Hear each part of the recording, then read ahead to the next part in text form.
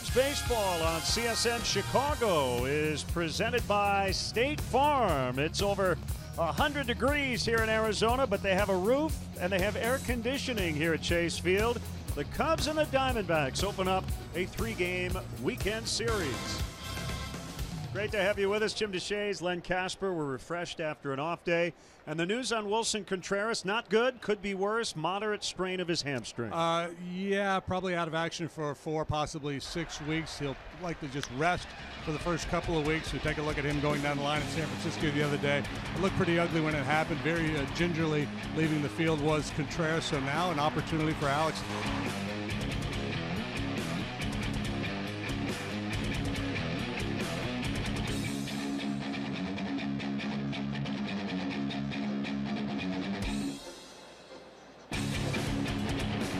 Over with Justin Wilson, and really the pitcher was kind of the star of that trade, but it could be Alex Avila who ends up being the most important piece. Absolutely, a seasoned veteran, a guy who knows what he's doing behind the plate, a productive bat, and so hopefully the Cubs don't miss a whole lot. You never know over a short period of time, but they're going to need a lot of other guys in this lineup to step up. The Cardinals just 1 game back now. And Victor Caratini, the switch hitting catcher, is back, and he will be the backup. Now this starting pitching matchup, John Lackey has the longest winning streak among all Cubs starters. Yeah, he's been on a very nice roll. The Cubs have won his last 5 starts. For him, 4 starts since the break. He's 4-0 with the 3. Taijuan Walker's right there with him, maybe even a little bit better when you break down some of the peripherals on Walker. He just has not had run support, so he's 0-1 through 4 starts after the break, despite a very good 3.42 earned run average. Cubs are a game up on the Cardinals in the Central. Arizona 1 back of the Rockies for the top wild card spot, but right now they're in playoff position, and they boast one of the best in the game in Paul Goldschmidt, who had 3 homers to beat the Cubs at Wrigley Field a little over a week ago. Cubs and Diamondbacks from the desert next.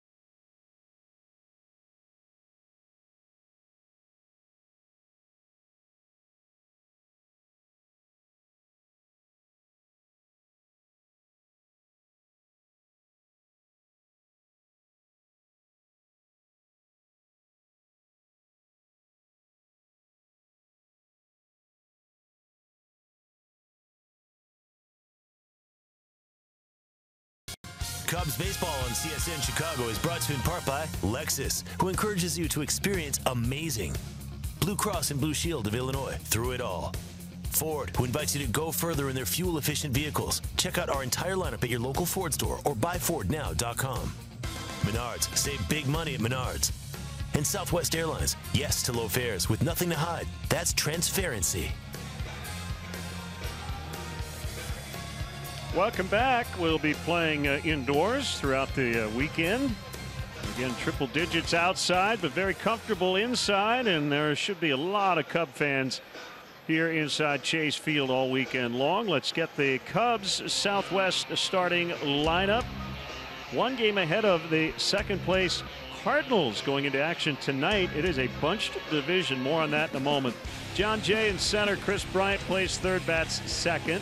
Anthony Rizzo's at first. Ben Zobrist in the cleanup spot with Wilson Contreras now on the disabled list.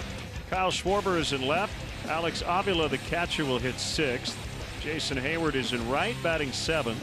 Javier Baez, the shortstop, bats eighth, and John Lackey, the pitcher, ninth. The Diamondbacks defensively, it's a very spacious outfield here, and for the Diamondbacks, it's Peralta, Pollock, and Martinez left, center, right. Lamb, Marte, Descalzo, and Goldschmidt third to first. Chris Herman, one of three catchers for the Diamondbacks. He's back there tonight. The Lexus starting pitcher for Arizona is Taijuan Walker. Big right-hander, 24 years of age, 6'4", 235, 6-5 with a 3.60 ERA. He's made 18 starts, spent a little time on the DL, also was out to with paternity leave for a bit, but he's been tough to hit. League batting just .238 against him. Mike Malinsky is a Washington State native, and he's back at the plate. The M&M boys, huh? Mike, and Marty. And we are underway. John Jay takes ball one. And if Jay gets a hit, Benny's Beverage Depot will donate $100 to the Greater Chicago Food Depository as they sponsor the leadoff man every night. Walker, one of the top pitching prospects in baseball for a number of years. Traded over here last November from the Mariners. Gene Segura went the other way, part of a 5-player deal, but those were the principles. Ketel Marte, who's at short tonight, also came to the Diamondbacks in that trade. 1-2 on Jay. Here's the pitch, and did he hold? He did. 2 balls, 2 strikes. Cubs playing here in Arizona for the first time in 488 days. It was April of last year on their first road trip, the last time they played in this ballpark. The Cubs have not had a lot of success in this ballpark over the years. Last year they did. They won 3 out of 4 here. Although they lost their left fielder. This is where Schwarber went down. Different issue now. They have to deal without Wilson Contreras. 3-2 to Jay is fouled off, and we'll try it again.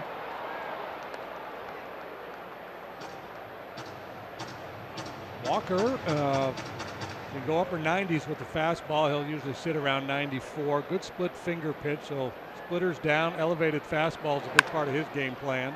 There's a ground ball to the veteran Daniel Descalzo, and he gets his former Cardinal teammate for out number 1. Here comes Chris Bryant. Third baseman, number 17, Chris Bryant. This has not been a fun ballpark for the Cubs since it opened in 1998. It was the Bob back then, now known as Chase Field.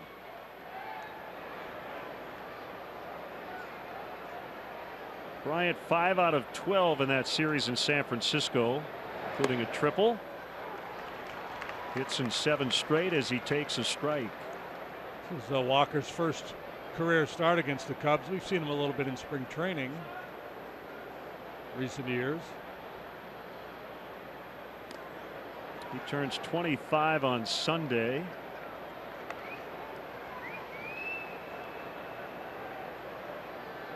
And he is the active leader in wins among pitchers under 25. 28 career wins. That one pulled a ton, but way foul. 1-2.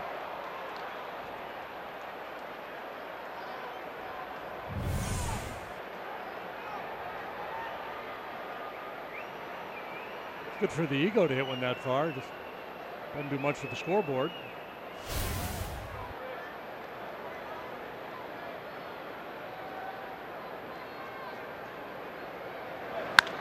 Ground ball backhanded by Marte. And the throw is late. Chris Bryant with an infield hit.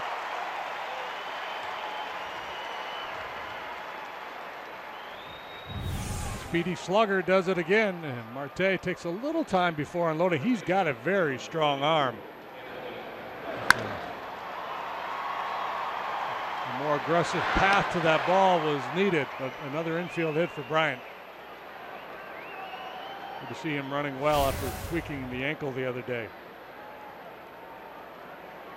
So a man on for Anthony Rizzo.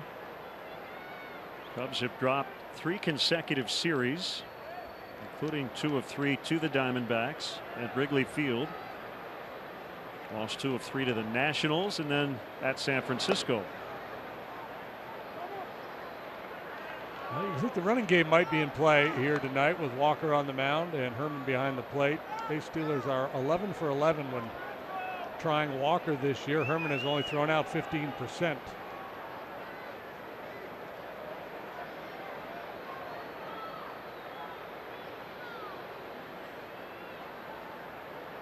Here's the pitch, swing and a miss on the split change.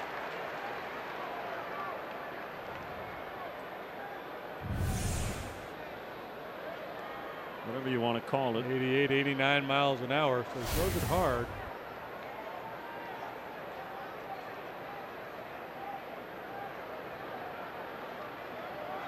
Bryant takes off as Rizzo fouls away.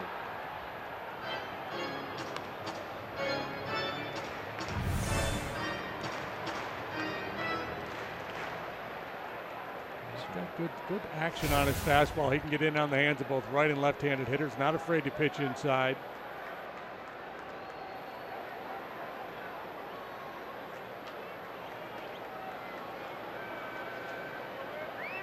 One and two on Rizzo, who now shortens up. Short lead by Bryant, held by Goldschmidt. Chris not running. A high fly ball out in the center. Easy play for A.J. Pollock. And Bryant back to first. 2 gone. And it'll bring up Ben Zobrist.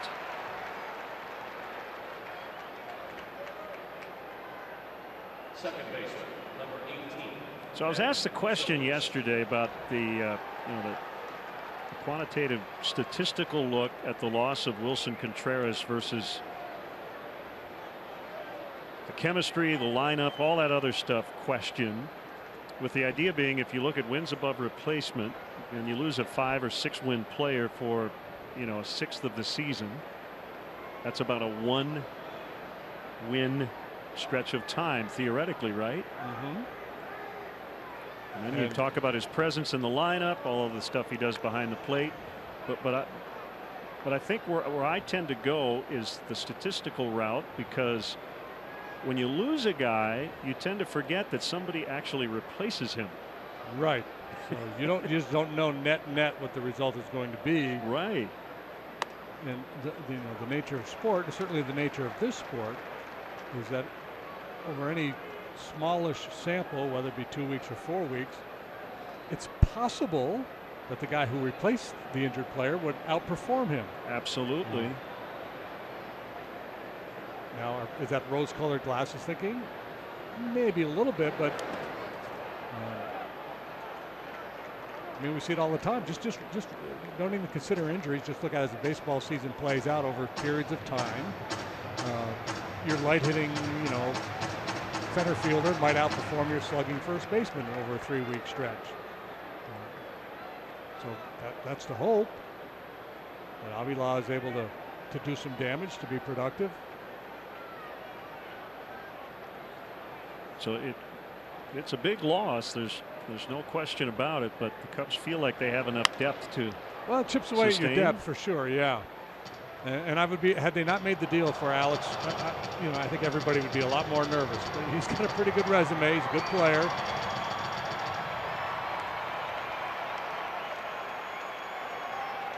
1-2 on Ben Zobrist. Just getting started tonight.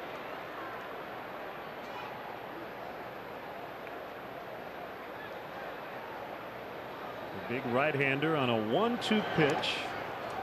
And Bryant thought about it, but decided to stay at first. Pretty sharp breaking ball that Walker features. This one kind of spiked it. Zobrist, patient hitter, able to lay off, but he'll get guys to chase that heater with 2 strikes, or that curveball rather.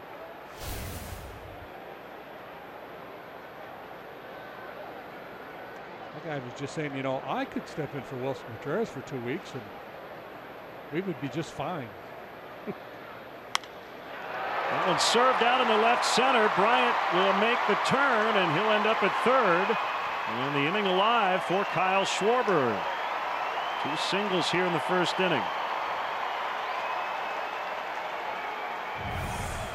Obviously, getting Ben Zobrist going would be really nice. This is just a beautiful bit of batmanship. Down and away, and he just flicks it towards left center field. The speedy Bryant cruises on into third, and boy, wouldn't it be fitting if Kyle Schwarber were to have a big weekend here in the desert. Yeah, it was here that first week of the season, as you mentioned. He blew out his knee. And he bats with 2 on and 2 down in the first. The pitch. And he fouled that one out of play, almost behind home plate into the third deck.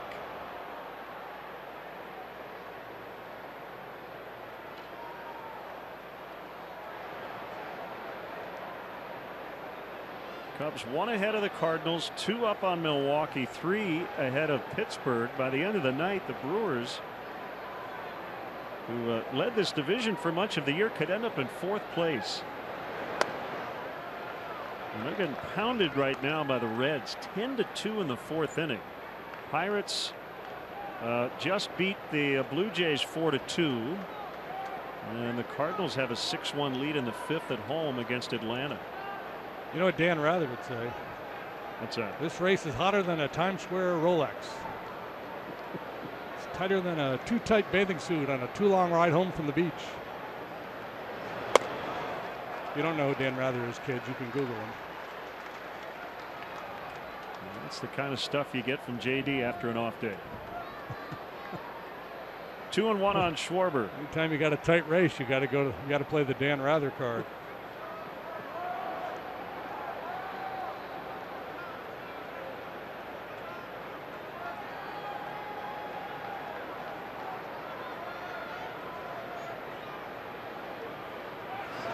Will fire over. Zobrist does not have a huge lead. Independent hitters batting just .220 against Walker, and I think that's mostly the elevated fastball split change combination works well against lefties, and those are both potential swing and miss pitches for Kyle, or for any left-handed hitter, but Kyle has a tendency to bite on that high heater. 3-1. Good take right there. Avila on deck.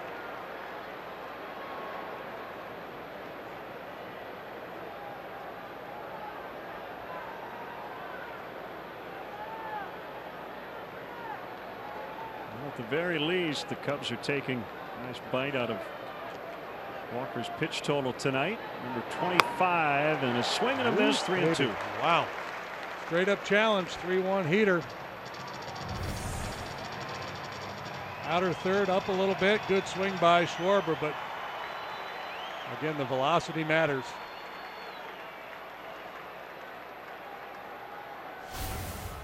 Go time for the runner at first, Zobrist. Goldschmidt plays behind him. And here it comes, and he walked in, and they're loaded.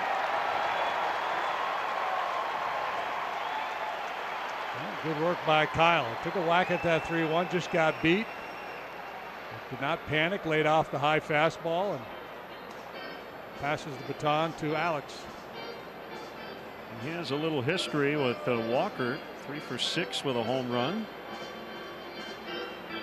Mike Butcher, the pitching coach, will head out. We call this an early visit. Yeah. It's in the broadcaster handbook. First inning trip to the mound is an early visit. They were just together out in the bullpen where things were a lot less tense. The nature of the conversation has shifted. Avila and Zobrist, the only two Cubs who have regular season plate appearances against Walker. And neither of them has seen much of him. Alex, 3 out of 6, as Len mentioned. Zobrist, well, 2 for 3 now with a hit here tonight. It'd be great if the pitching coach in the first inning went out and said, "Hey, how you doing? I'm the same as I was 8 minutes ago when we were in the bullpen together. How are you?" He didn't tell me it was going to go like this. It's all rosy out there. Ball 1.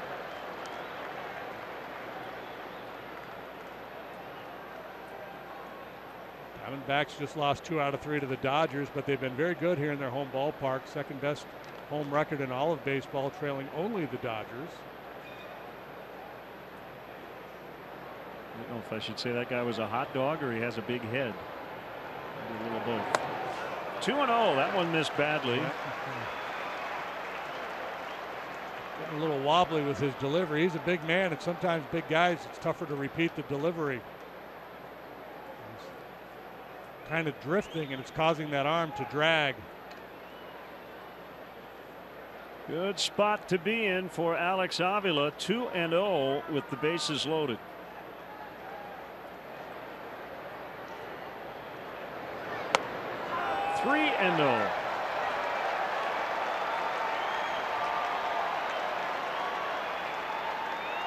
One of the things Walker's been doing very well of late is not walking people. Issued no walks Saturday against the Giants. He actually took a shutout into the 7th inning.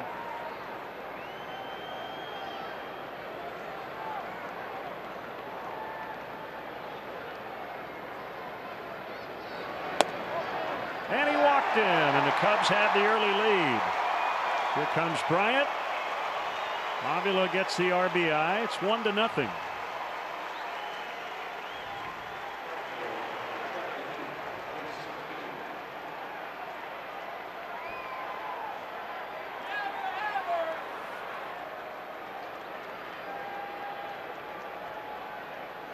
Jason Hayward. Jay Hay, 3 out of 8 in San Francisco.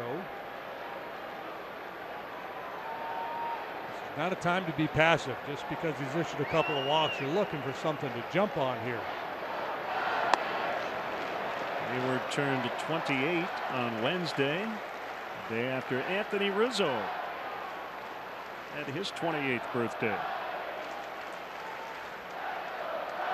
Cub fans making their presence felt in the ballpark.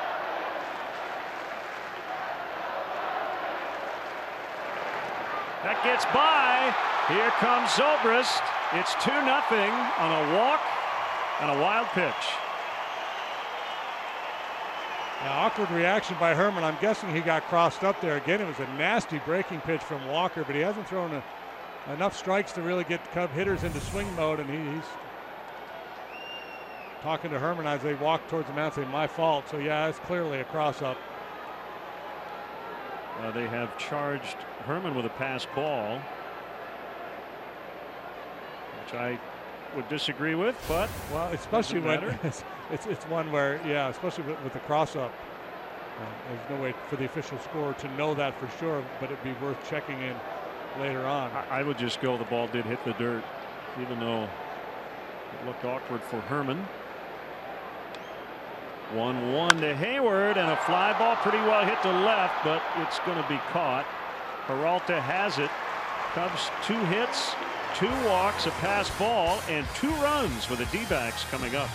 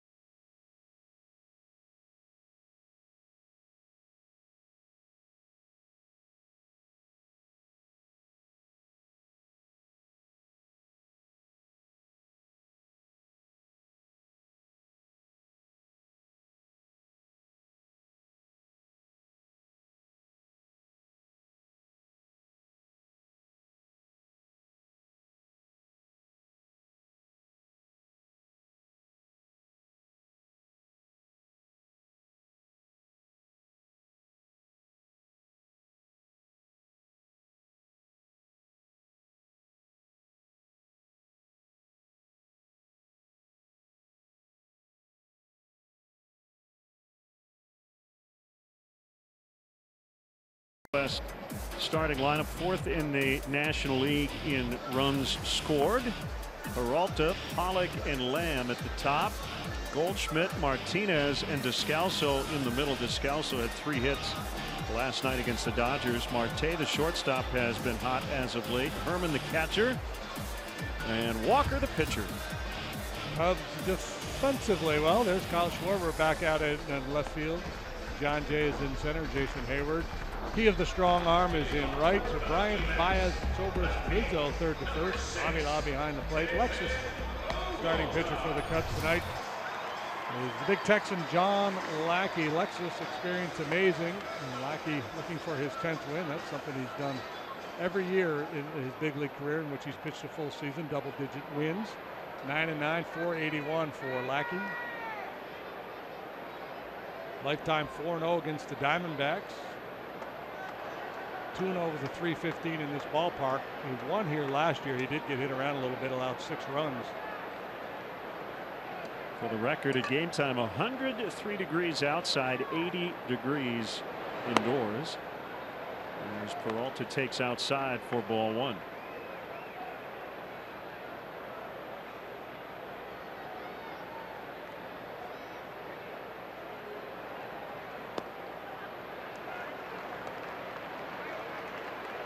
Now 2-0.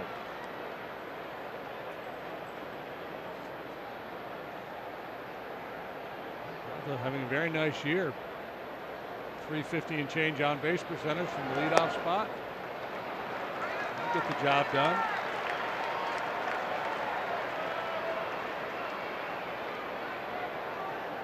Torey Lovullo right now has a playoff team and holding down the second wild card spot. Let's say it's never comfortable, but 5.5 ahead of surging St. Louis. The Cardinals are closer to first place in their own division. Swing and a miss. He's back in at 3-2. Rockies have the top wild card spot. They're tied late at Miami, 3-3 in the 8th. It's ironic, I guess. The Cubs are kind of the soft, creamy filling on this homestand for the Diamondbacks. The Dodgers, and then after we leave town, the Astros. Yeah, very tough stretch here as Peralta takes a leadoff walk.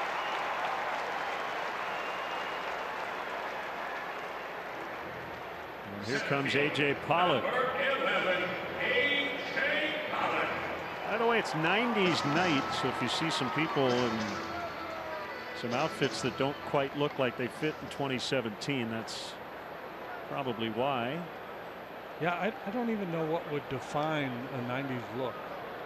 Well, you've not got have been paying brownish attention in the 90s. Flannel. That would be one look.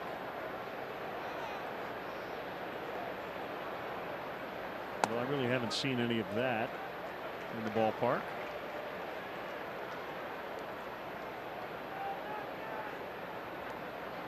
I guess maybe that would be a 90s look. I don't know. It might be 80s bleeding into the 90s there. Flannel probably wouldn't be a real good idea. 103 degrees outside. Pollock takes a strike. It's 1-1.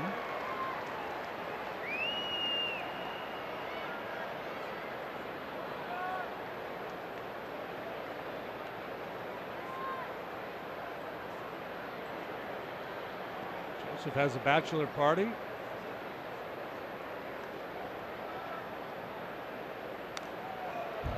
Foul.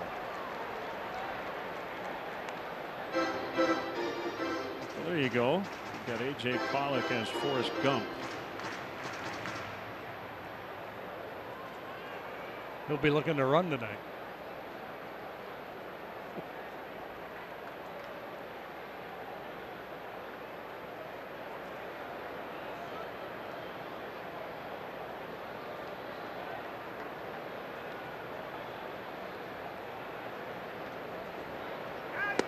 Swing and a miss, strike 3. First out recorded by Lackey. A slurvy slider here, well executed. Strike to ball, gets the swing and miss from Pollock. He leaned heavily on that pitch here in the second half of the season.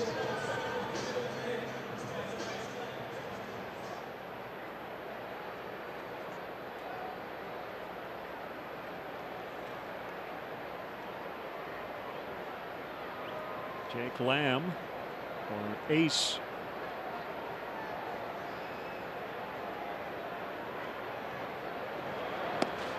Takes low for a ball. 2 go-ahead RBIs at Wrigley Field last week. Career .359 against the Cubs, which is 10 games. And a big night this Tuesday. 2 homers, including the game-winning grand slam to beat the Dodgers. That came off a lefty, Tony Watson. He has struggled this year against southpaws. 2-0. Yeah, you'll see one tomorrow. John Lester, or maybe he won't. He might not be in the lineup tomorrow with John Lester pitching, but he and Goldschmidt, what a 1-2 punch. 90 RBIs each, trailing only Nolan Arenado in that department in the National League.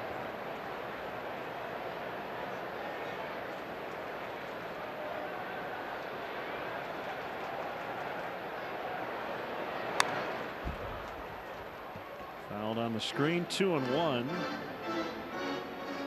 on the All-Star Jake Lamb.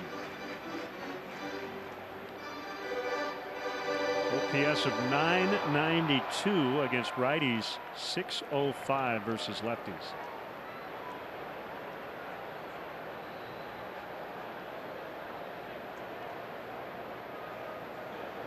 The 2-1 is outside, and Lackey behind Lamb. 3-1 with Paul Goldschmidt on deck.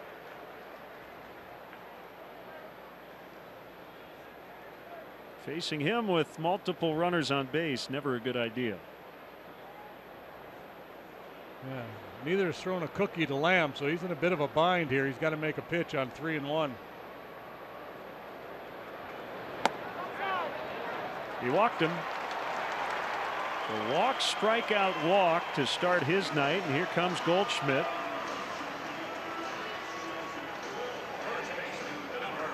With 3 home runs, including the 9th inning game winner a week ago yesterday, and the Diamondbacks 10-8 wild win at Wrigley Field.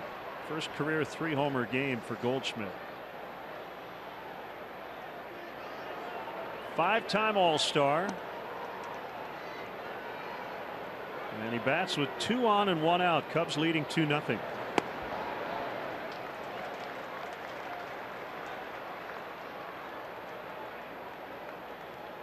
Yeah, he really lit it up at Wrigley. I don't know if you can be a 5-time All-Star and be underrated, but I believe that's the case with Goldschmidt. People really know how good he is. Way inside. 2-0.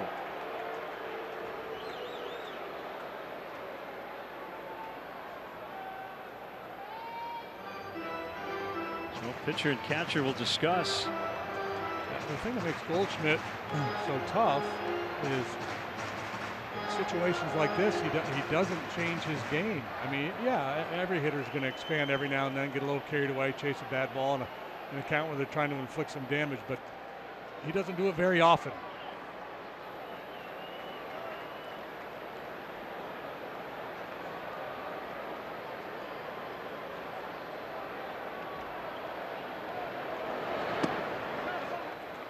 Case in point.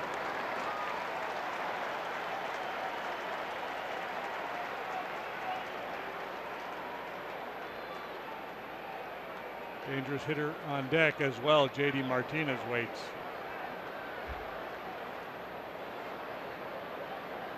Three and 0 on Goldschmidt. Here it is. It's a strike. Just caught the bottom of the zone, according to Mike Malinsky. Well, maybe that's where to go, right? We've seen some borderline pitches just off the edge not called. We saw Lackey kind of do a double take, trying to influence Malinsky a little bit. And maybe there's going to be a little wiggle room for the pitchers down there below the knees.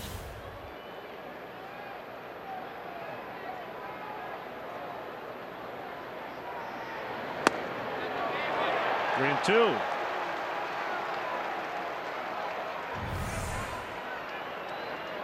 Two quality pitches to get back into the count.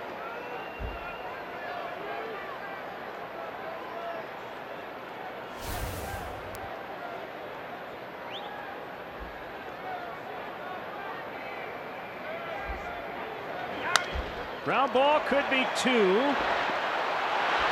it is.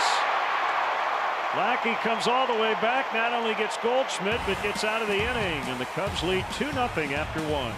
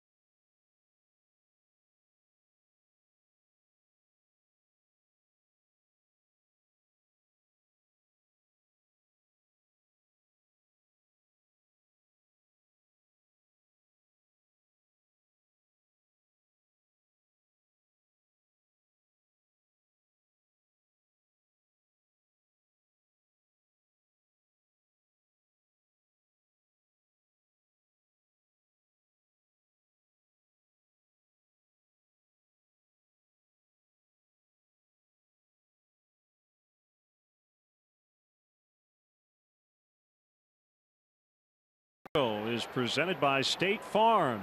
Javier Baez, who started the inning-ending 6-4-3 double play, takes a curve for a strike. One of the 2 runs Walker allowed in the first inning unearned due to the pass ball charge to Chris Herman. This one sprayed foul. 0-2 on Baez. So the Cubs without Wilson Contreras on the DL, Addison Russell, Koji Uehara.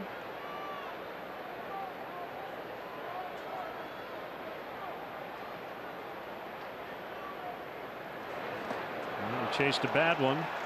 There's strikeout for Walker.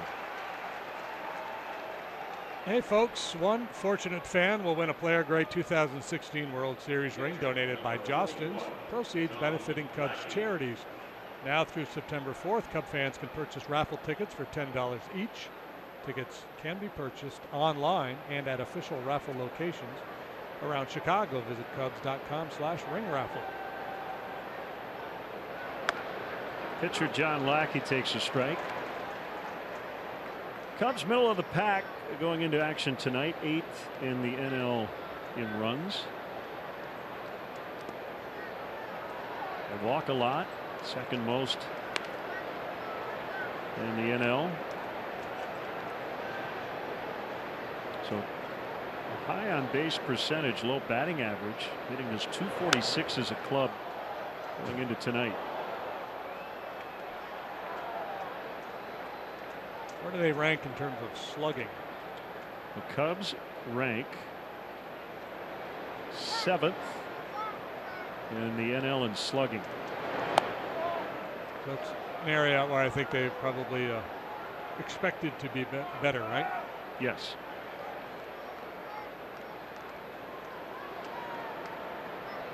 That's key to the team last year. And batting average not so important, but the on-base percentage and the slugging.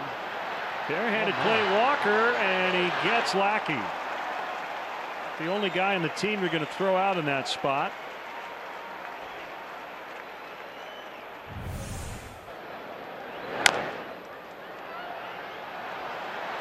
Yeah, Lamb would have been able to make the play for him as well, but an impressive play by Walker, who's an outstanding high school basketball player, showing his athleticism here. And you're right, he had the right guy going down the line.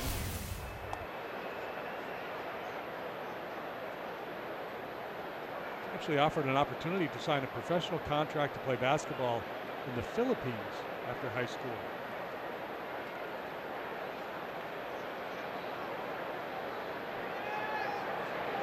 Just a bit outside. Jay was probably going to take that pitch no matter what, to give his pitcher a little breather. It's called changing the eye level.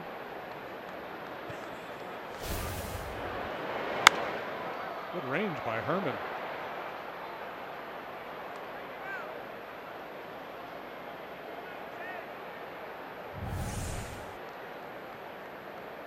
Comes out of the jack in the box with a nice axle, solid landing.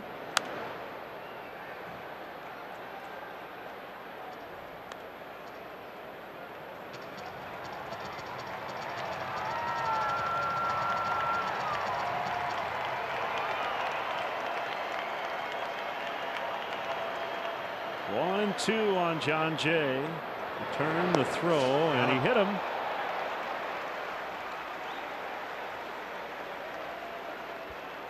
He was a little all over the place in that sequence. Yeah, well, at times he's shown a very good curveball in terms of the action on it, but throwing it where he wants to has been a bit of an issue. Sailed one high and away. This time he overcorrects.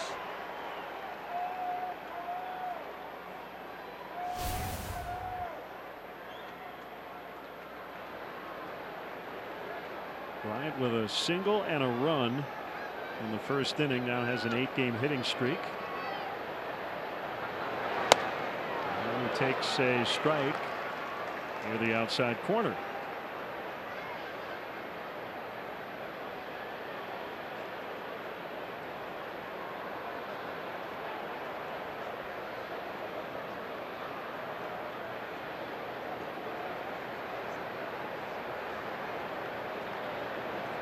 There's the 0-1, and Chris fouled it back. There's that look of regret. Maybe felt like he should have done more with that pitch. Or laid off of it. It's that elevated heater. It's high risk reward. If you're able to get on top and square it up, you can hit it a long way. But more often than not, the result is something like that.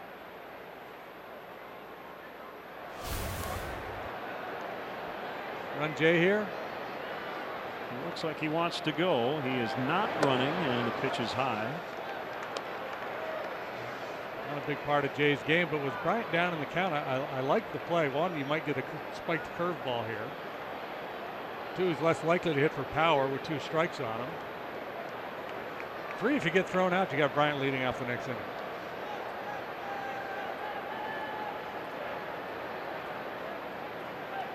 There he goes. He found 3 reasons. Once you get to 3, it's a no-brainer. He didn't throw the breaking pitch. It looked like the splitter. But yeah, I think once you get into a pitcher's count, the power numbers diminish greatly, even for a slugger like Bryant. So try to get into scoring position where a single will get the job done.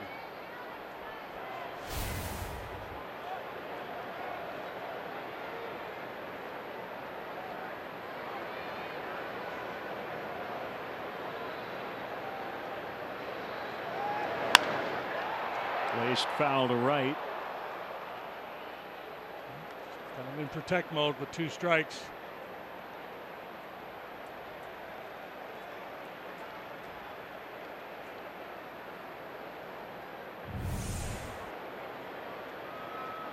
Seamer, bell tie at 95. If that's 3-1 pitch, this is probably jogging around the bases. With 2 strikes, he's going to wait a little longer, make sure he doesn't get fooled.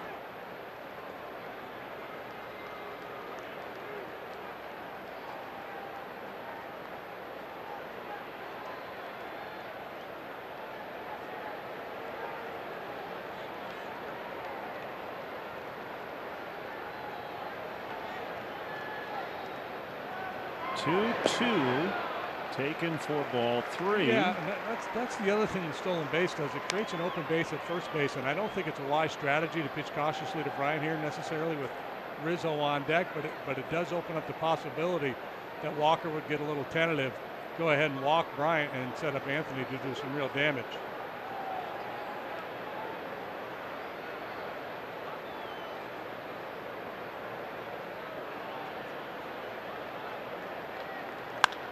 There's a base hit. Jay coming around third. Peralta's got a good arm. The throw is cut off. Bryant is out at second, but the run counts. So Chris is 2 for 2 tonight. And the Cubs lead 3-0 in the second.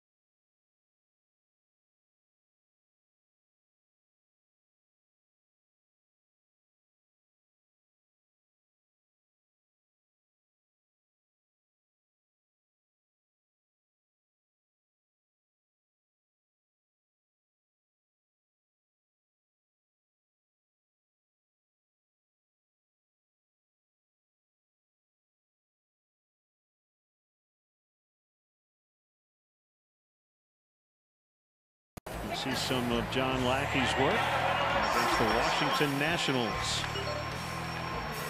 Typically with Lackey, you see a lot of variation in the velocity of his breaking pitches. Kind of a slider curveball combination is what he throws, but sometimes he throws a pitch that's a hybrid of the two, just changing arm angles. And whatever he's trying to do, find the strike zone or work off the plate, trying to make it a little bigger, a little tighter. All those things that a savvy veteran pitcher will do. Well, he's got a 3-0 lead. He worked out of a first inning, first and second, 1 out, 3-0 on Paul Goldschmidt jam. Yes, that was a run-on sentence. And here's J.D. Martinez. Yeah, that was. I've already highlighted that in my score sheet here. That was a huge moment to come back, not only to get Goldschmidt, but to get him after being down 3-0 in the count. Low on Martinez. 1 for 9 in that series at Wrigley. The one hit was a home run. He walked 4 times. His OPS in 18 games with the D-backs is .977. That's lower than what it was with Detroit. He was up over 1,000 with the Tigers before he got traded. Yeah, he's bona fide. He's a real legit slugger. Came up with the Astros. He had a huge game in this ballpark. Swing and a miss. 93 from John. 1-2.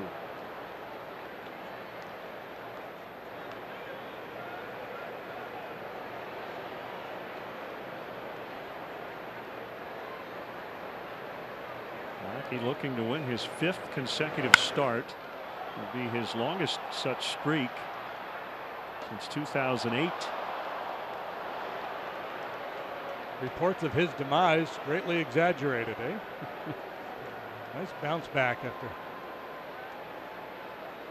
floating in some choppy waters for a while there. That little trip to the DL seemed to help right around the All-Star break. The foot issue. And here's his 1-2, and we'll try it again. This is how the top of this inning ended as the Cubs got a run. Do you think they had a shot at I do. I think they do. I don't know. It's hard to tell, and it looked like that throw was maybe running out of a little steam there. Initially, I thought they had a shot at him, but it looked like the throw was starting to fade. Well, that would match your analysis of that play. Started to fade? Yeah, you thought they had a shot. Yes. And then by the end of the video, you're thinking, probably not. Yeah. And it's always, especially early in the game, it's a pretty smart play to, if you feel like you got a sure out. It wasn't necessarily sure out at second base either. It was fairly close there, but you can understand the thinking. Let's go ahead and cut the ball, get the out, get into the dugout.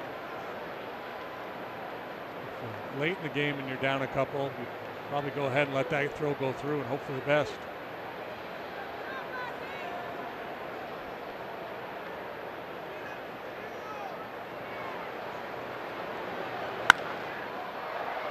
Popped into short center. It's Jay to make the catch, and it was Jay who scored the run. 2 outs. Gary Jones is going to be aggressive. Peralta's getting to this ball just before John gets to third base. Peralta, the former pitcher. Yeah, it looked to me like he played it on a short hop there, so it was probably going to take a big, long hop towards home plate, and I think Jay would have made it in safely.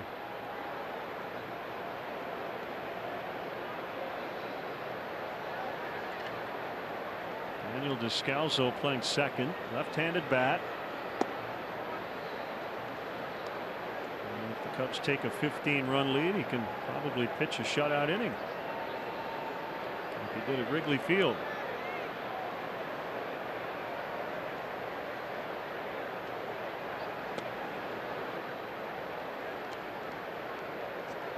So 90s night here, they're putting all these players in movies, and they got Daniel Descalso on the big board and A Few Good Men. He looks more like a train engineer, some Agatha Christie movie or something. What do you see?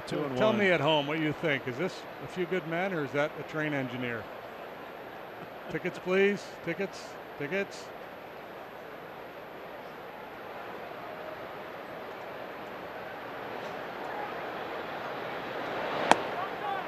Outside, 3-1.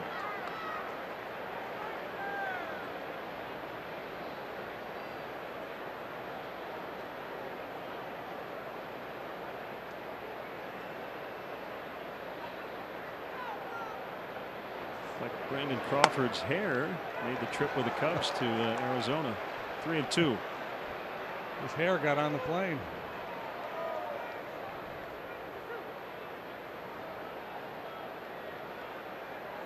According to the Cubs media notes here, Daniel Descalso has never had an at-bat against John Rocky. Is that possible? Well, they would have played together. Yeah. As Descalso takes the walk. 3 walks. Uncharacteristic for John here early. Kind of teetering here. Hey, welcome to the Cubs family, world champion babies. The newborn fan club is a perfect gift for parents of young Cubs. Receive a custom birth announcement on the Wrigley Field marquee, personalized Cubs birth certificate, new pinstripe baby beanie, and Cubs Rookie of the Year onesie. Visit Cubs.com/kids for more information. Switch hitting shortstop Ketel Marte. Not with their club at Wrigley Field. His mom passed away, so he was put on the bereavement list. 10-game hitting streak. And note that slugging percentage. He's not a big guy, but he's got some pop.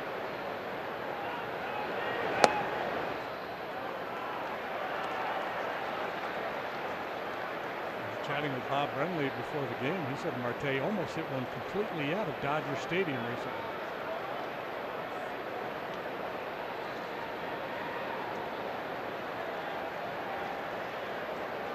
And BB, he wouldn't make that up. He's not going to sandbag you. 2-1. Marte's mother was killed in a car accident in the Dominican. He headed home for a few days.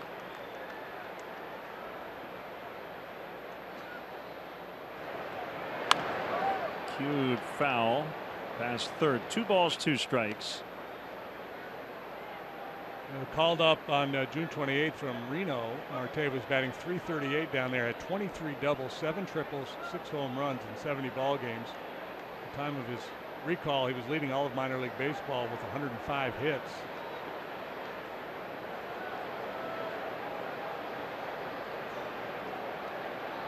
.23 years old.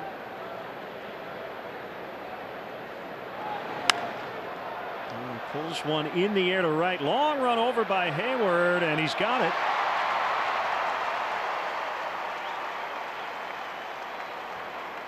That's the second out. We'll bring up the catcher, Herman.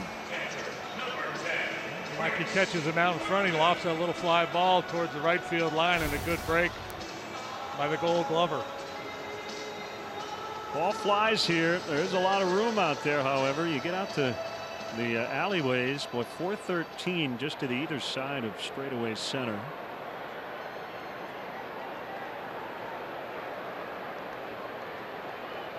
A lot of doubles and triples in this ballpark.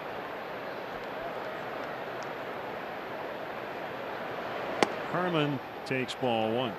They do not have a hit. They've had 3 base runners via the walk. He got that big double play ball to get out of the first.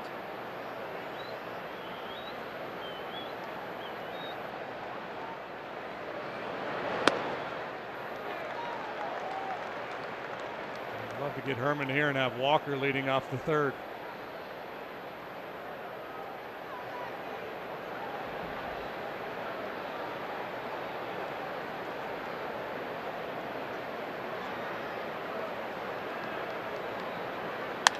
Ground ball and into left. Descalso will hold at second. That's their first hit. And we'll get the pitcher to the plate. Pitcher, number 99.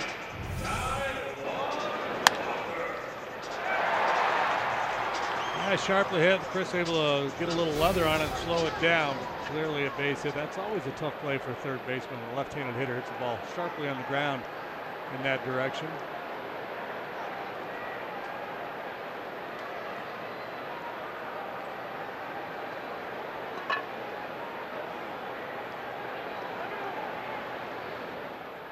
A big, strong kid, a good athlete. You saw the numbers. Pretty good with a bat in his hands. He homered in late July.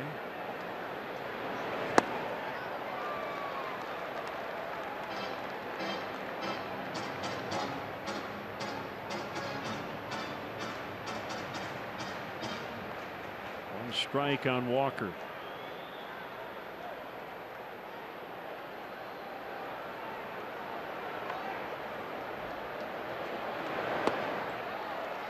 Oh, 2, but the home run he hit against the Braves was on an 0-2 pitch. And he hit it 455 feet.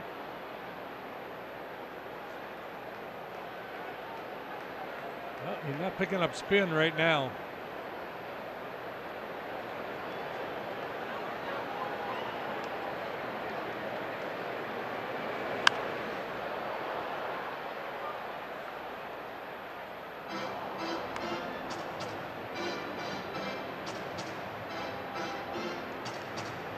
Got 2 in the first. They added 1 in the second.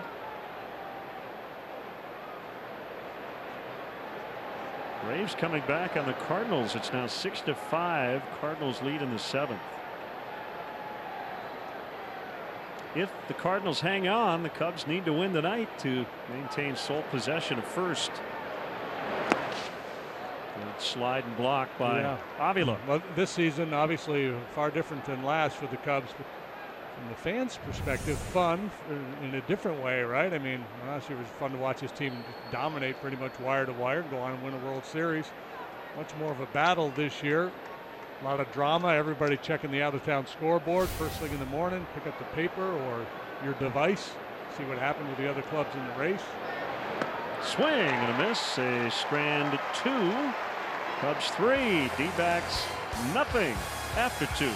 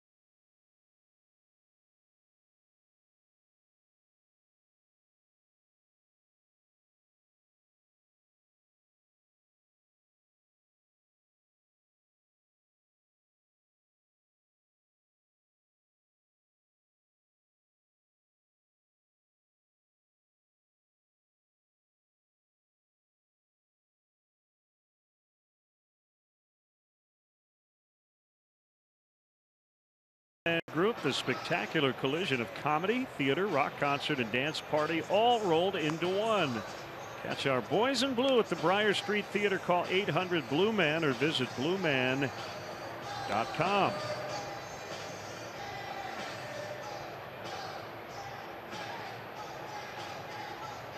Cubs have the early advantage, and we'd like to welcome all our viewers watching on Muscatine Power and Water in Muscatine, Iowa. I believe that's how it's pronounced. If I am incorrect, I'm sure I will hear about it. From the Muscatinians, the Musketeers. Giancarlo Stanton has homered again. He's got 40 on the year. He's hit 19 in his last 31 games. Marlins. I think Derek Jeter will trade him. Yeah, the report is that the group led by Derek Jeter is going to get the Marlins.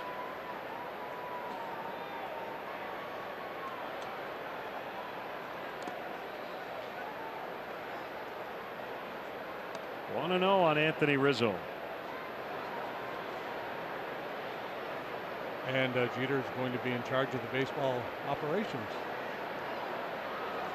Sounds like he doesn't want to just sit back and kick his feet up and enjoy retirement. It's a lot of work. I give him a lot of credit.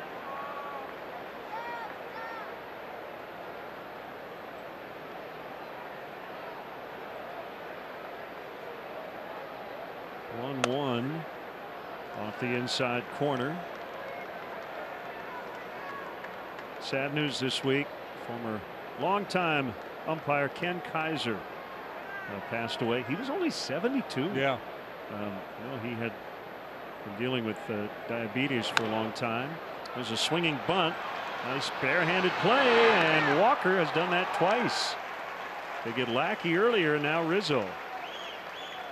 Yeah, and, Big Riz moves pretty well down that first baseline. He didn't have to wander quite as far, did Walker, to get this one, but another outstanding play by the big guys. Earned himself a Gold Glove here tonight, and in this instance with Rizzo hitting, there was no support. Lamb wasn't going to be there to make a play on that ball, so it was Walker or a knock. So one out, and here's Zobrist. Ken Kaiser once wrote a book that had the greatest title of any book ever written, Planet of the Umps. Yeah, big personality. Great. It said his long-term plan when he graduated from high school was lunch. He used to stand at first base with his thumbs inside his pants pocket. When they'd appeal a swing, he just lifted his fingers. Could barely tell. Ron Luciano said he was, quote, like a barrel on which two arms had been stuck on backwards. Yeah, he did. He's from Rochester, New York, and he did a big charity dinner every year, and we get a lot of high-profile American League stars to come.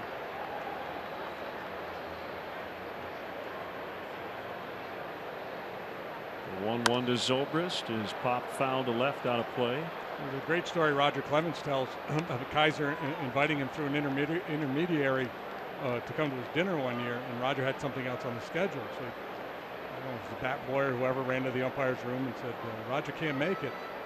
And first pitch of the game, Roger was pitching right down the middle, ball one.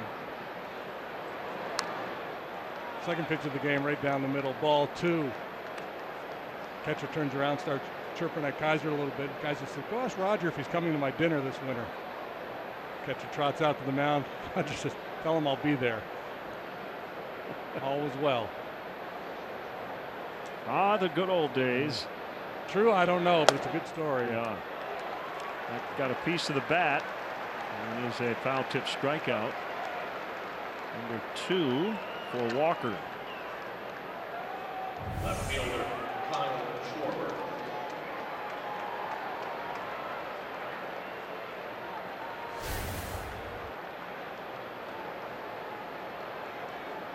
Schwarber climbs in. He walked in the first.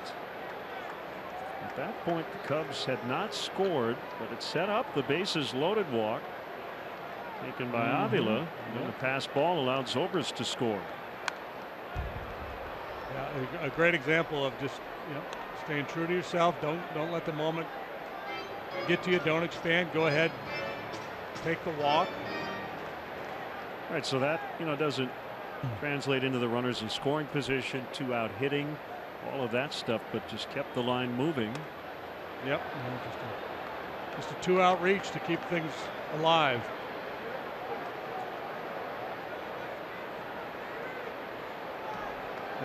We don't have a stat for that. Maybe somebody does, but it goes back to on base percentage and the willingness to take a walk. Well, avoiding that 3rd out. Yeah.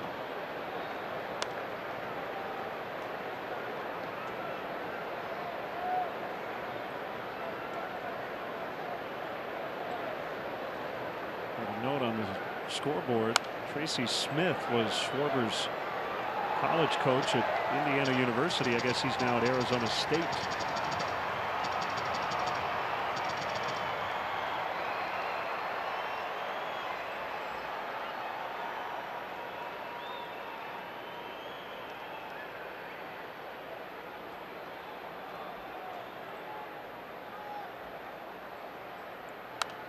Fouled off. Yeah, probably looks good on the resume when you apply for a job. You say, yeah, I coached Kyle Schwarber in college, number 4 overall pick in the country.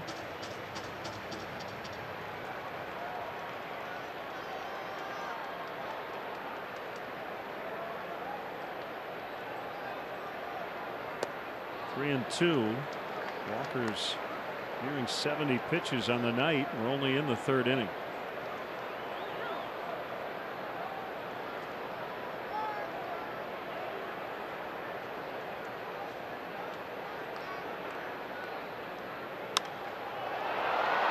Balance swing, but it's deep center field, and it is caught on the warning track. Got a lot of power. 3-0 Cubs in the 3rd.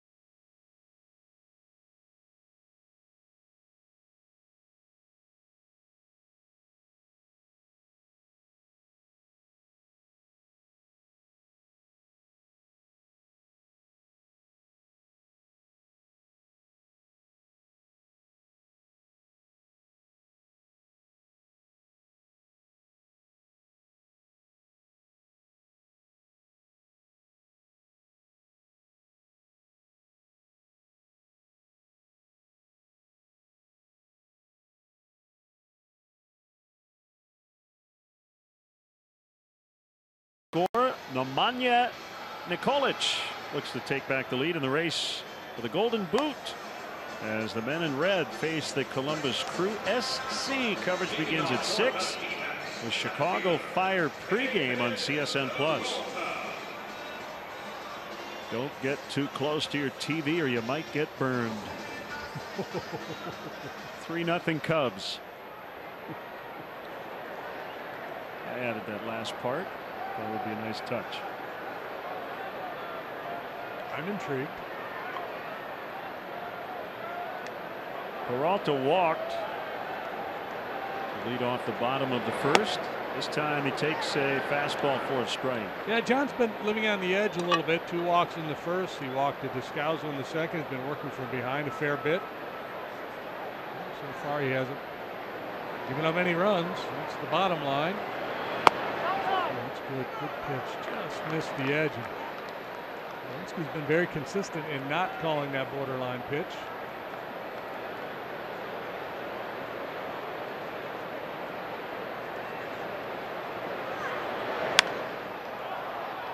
popped up. Foul territory. It's Rizzo with former Cub coach Dave McKay vacating.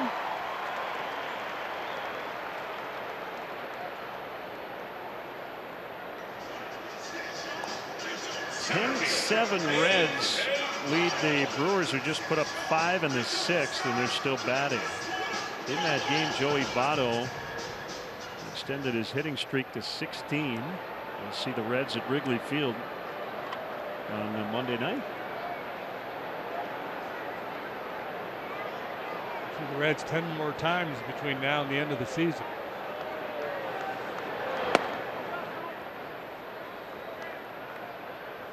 They are trying to hand Milwaukee their 6th consecutive loss.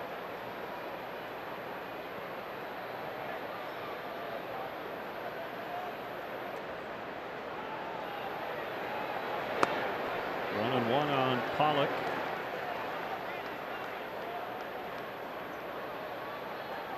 Quicken Loans Rocket Arms time. John Lester, Jake Arrieta will pitch games 2 and 3. See what they've done here in the second half. With the strikeouts to walks. They've been doing good work, those two fine fellows. It's Patrick Corbin tomorrow for the Diamondbacks with Zach Godley, a young right-hander who's been very good. He's going for the Snakes on Sunday. Cubs hoping he is ungodly. Yeah, he was good in Chicago.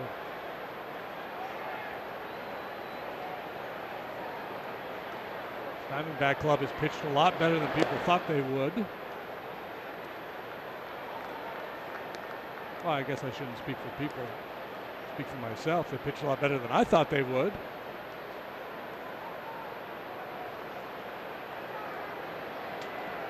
I notarize you to speak for people when appropriate. I guarantee there are other people that felt that way. Swing and a miss. Strike 3. Pollock has fanned both times.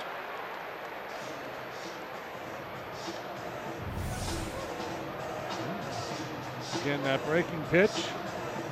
A little further out than the one he got him with last time.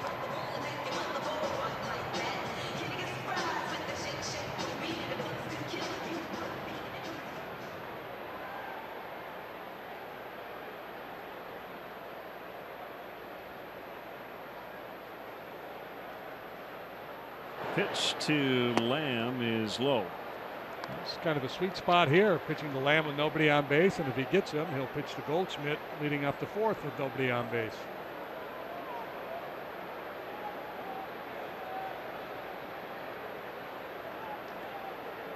Avila sets up toward the outside. Lackey hits the target. 1-1.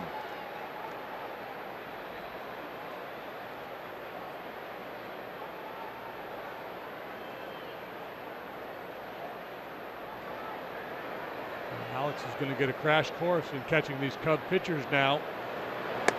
And a side benefit to that, right? I mean, is this his 4th start?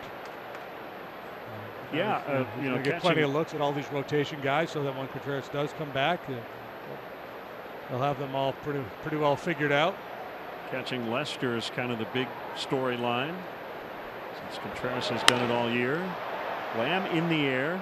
John Jay looks to have a routine play as he calls off Hayward, and that's that for the Diamondbacks. They go in order for the first time tonight. 3-0 Cubs.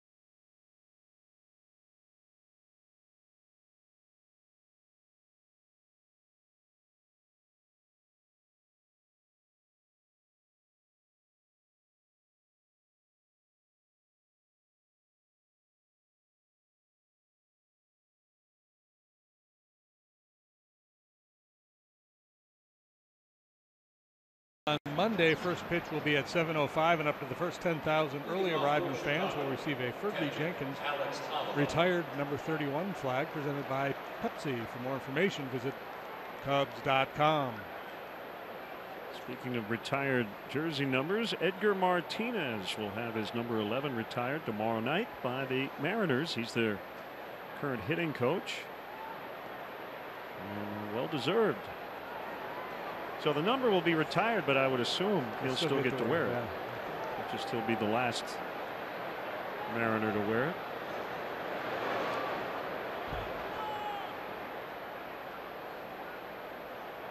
That would be kind of fun if they just peeled the jersey off his back and said, "Sorry, Edgar."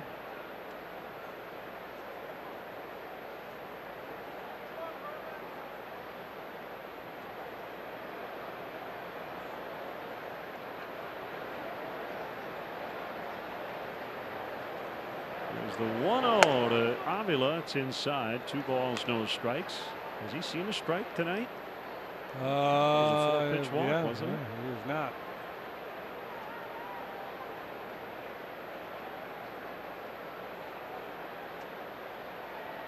Well, he's caught some strikes. That's the first one he's seen on batting.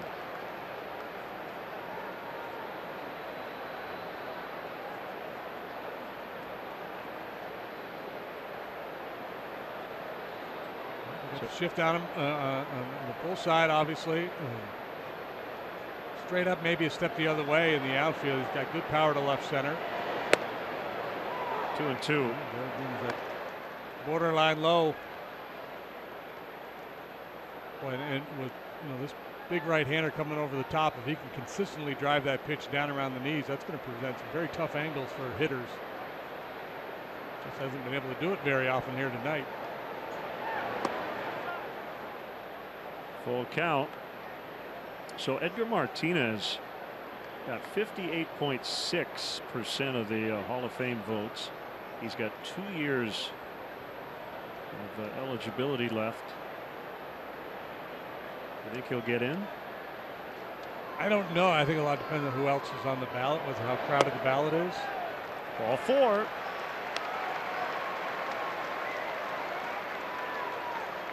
Big Papi will get in, right? I think the biggest question is now is who will be the first DH? Will it be Edgar or will it be David Ortiz? Yeah. I mean, Molitor was a DH for a good chunk of his career, but right. not as exclusive in terms of the DH position as Edgar.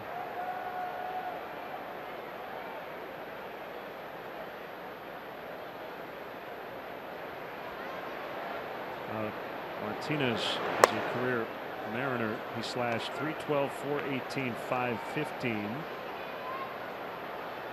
So the question is that enough? Yeah, and it used to be the Hall of Fame voters, and I think they're much more savvy than they used to be. It used to be all about magic numbers, right? 500 home runs in a career, 3,000 hits. Jason Hayward with a towering fly ball to right. He just didn't get all of it as Martinez makes the catch on the warning track. So a loud first out, and it'll bring up Baez. Just caught it a little deep. Didn't quite get the barrel out in front. Otherwise, it might be in the pool. Oh, by the way, the DH award, they have an award for the DH of the year. It's the Edgar Martinez Award. So just on that alone, you'd think you would think, right? Get Hall of Fame consideration.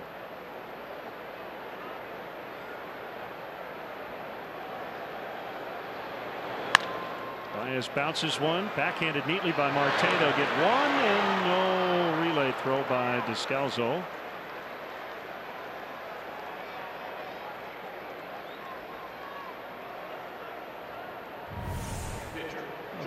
A slick little play here on the backhand side by Marte. Quickly unloads to get the lead man.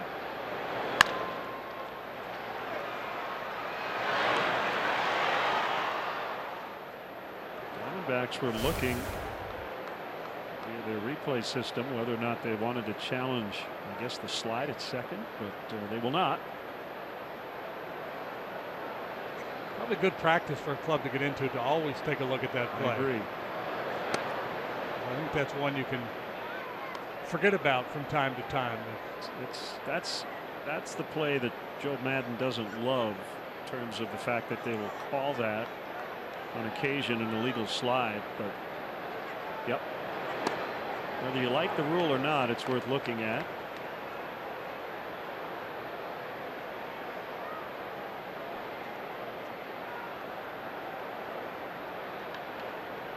By the way, Milwaukee is now within 2 runs. It's 10-8. Reds in the 6th. They're still batting.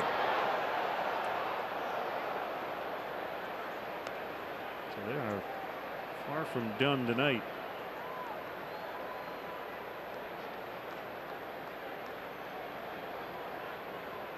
Milwaukee 7-17 over their last 24 games to go from 5.5 up in the division to potentially all the way down to 4th place if they don't win tonight.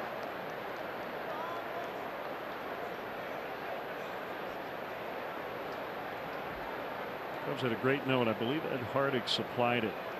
Did you see this? The first time today was the first time in the National League that the top 4 teams in a division were within 3 games of first on this date or later since 1989.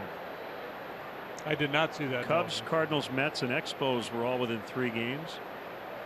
And currently Cubs, Cardinals, Brewers, Pirates. And the Pirates, with their win in Toronto, are at 500, and they're only 2.5 back. Tyone beat Stroman in that ball game. Yeah, it's a dogfight. We're more than 2/3 of the way through this season. We always talk about the marathon. Well, we're getting to the sprint phase of the marathon here. We're getting to the final kick. 3-2 on the pitcher, Lackey.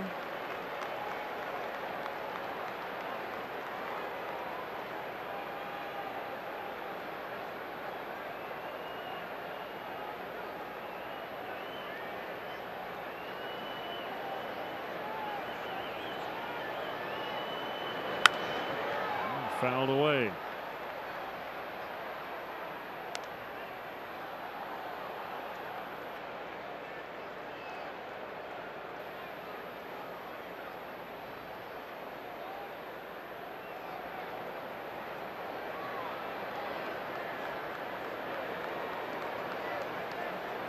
Is a runner at first with a walking lead as he takes off, and a bouncer handled by Lamb, and he'll get Lackey. A couple of nice plays on the left side of the infield. 3-0 Cubs in the 4th.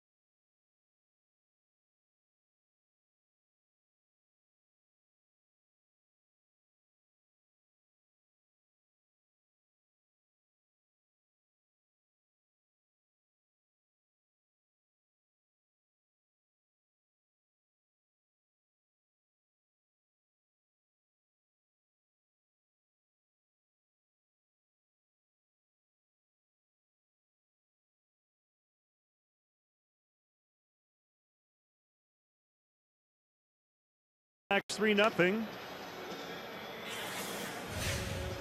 Giga time moment. Powered by Xfinity. Remember that play? Yeah, boy.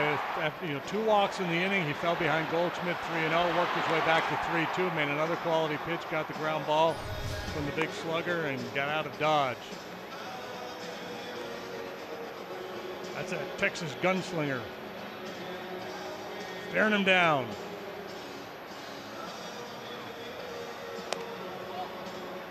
Large contingent of Cub fans. That's a good hair night. Must be a 90s thing. Either that or she's a Mike Lamb fan. A Jake Lamb fan. One of those Lambs.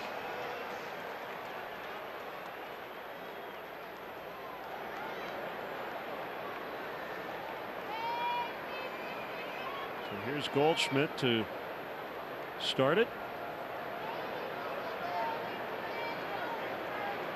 Twins a winner tonight in Detroit, so they stay hot.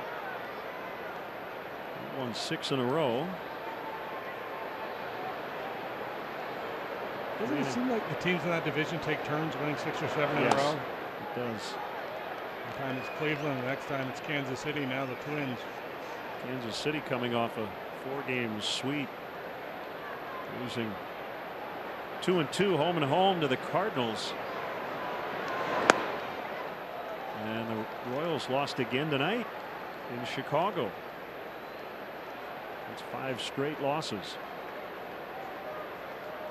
White Sox 4 in a row for the Sox. 4 in a row. 2 strikes on Goldschmidt. See, now this worries me. Lackey went 3-0 on their best hitter, got him to hit into a double play. Next at bat, he goes 0-2. And you know what I'm thinking? Baseball, the way it works. Yeah. Something bad would happen here.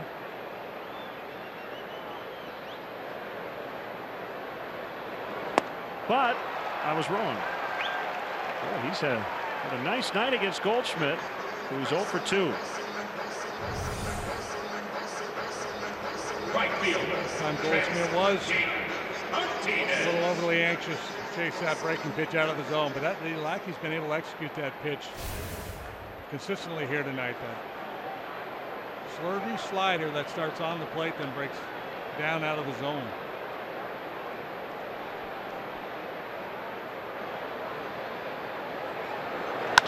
Martinez grounds to a backhanding Baez. He sets, throws, and gets him.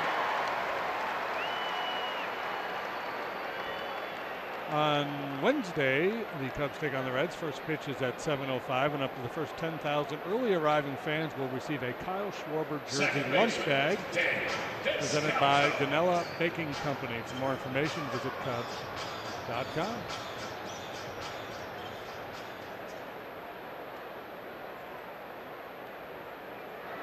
School has started back here in Phoenix. Won't be long in Chicago, I don't think. Good to be breaking out that Kyle Schwarber lunch bag. I can already speak for, well, you spoke for people earlier. I can speak for all the teenagers out there. Don't remind us, JD. We know. School's right around the corner. We get it.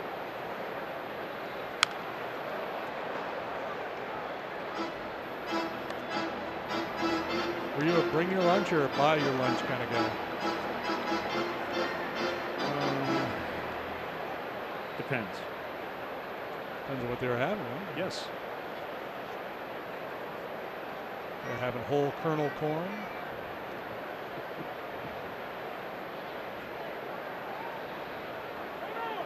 Hamburger day was always popular. Yeah.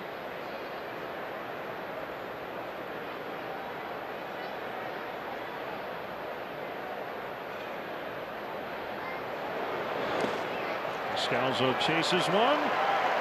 Has retired 7 straight, leading 3-0.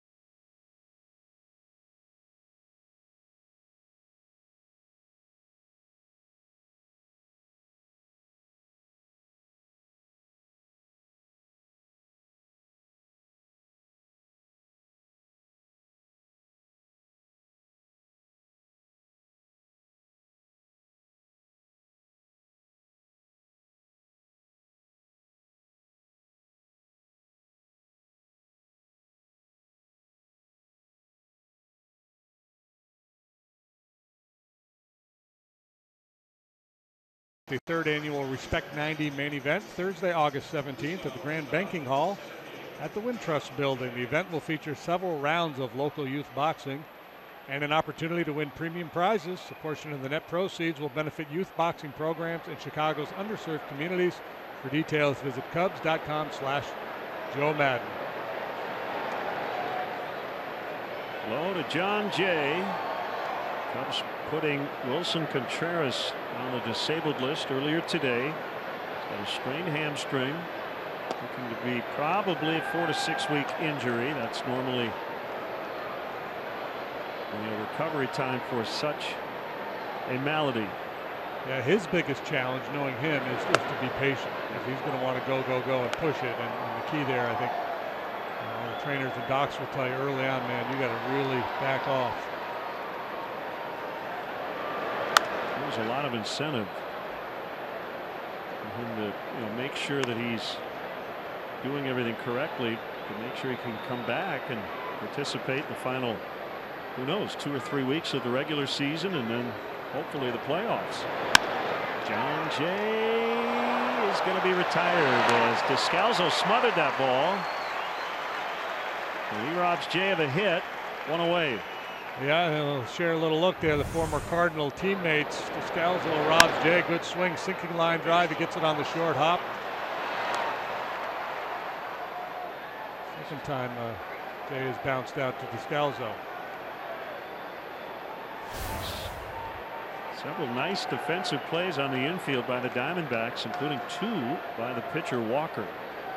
Bryant 2 for 2 with an RBI and a run. Advantage Cubs here coming off the off day, a rested bullpen. Diamondbacks were not off yesterday. They played and lost to the Dodgers.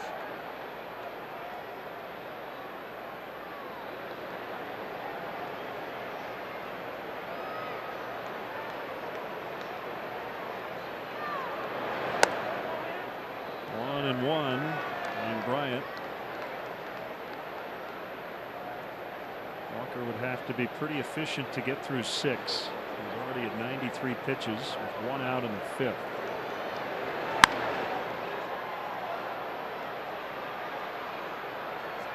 And he's due up 3rd in the inning. He's long been a highly thought of prospect.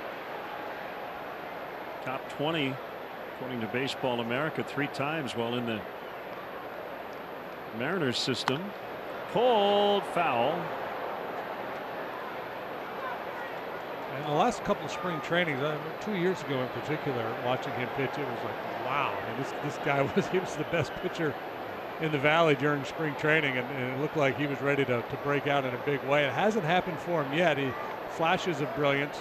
He's only 24 years old.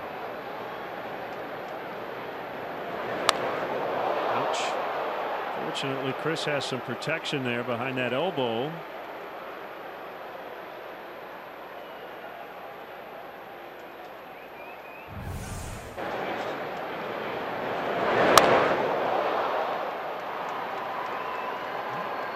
Third time on base tonight for Chris. 2 base hits and now a painful reach. A reach nonetheless.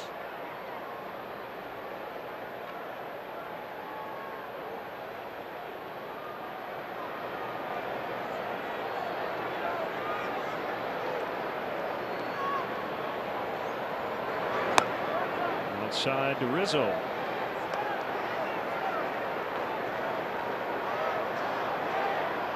We like the old school dirt path between home plate and the mound.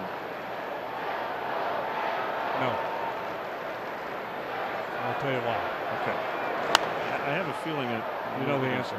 Go ahead. Because it's not organic.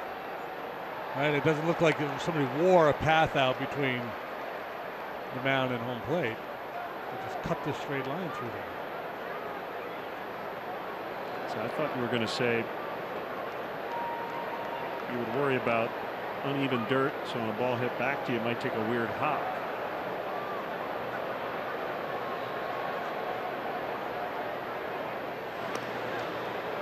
See, now if I were a catcher, When I walked to the mound, I would walk on the grass because I wouldn't want to mess up the dirt, which would kind of defeat the purpose of the path there in the first place. You know what it really looks like? It looks like home base when you play the game Trouble. You got to come in. Yes, that's true. Was it Sorry? Or Sorry has it too, yeah. Maybe more Sorry than Trouble. Their second cousins. As Rizzo fouls out to Descalzo. Second baseman, Ben Zobrist.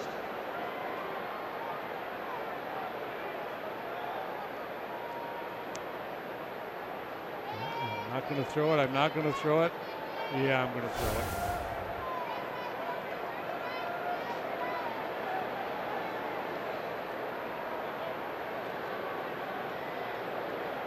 JB stealing a bag here. Zobrist in the air, and it's going to be caught by Pollock. Cubs strand one, lead at 3-0.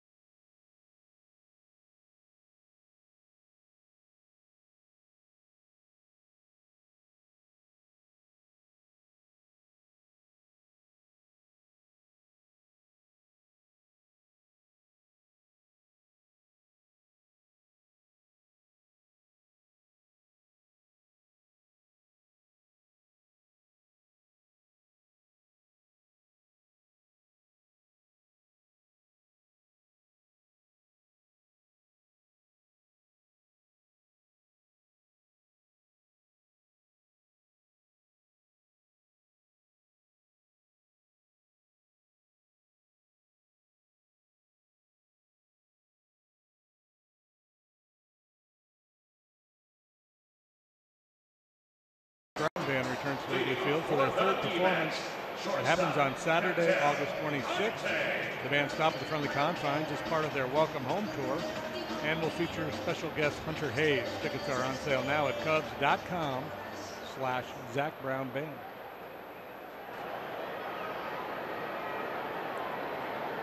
Excellent work so far by John Lackey. He did walk 3 early on, but has retired 7 in a row.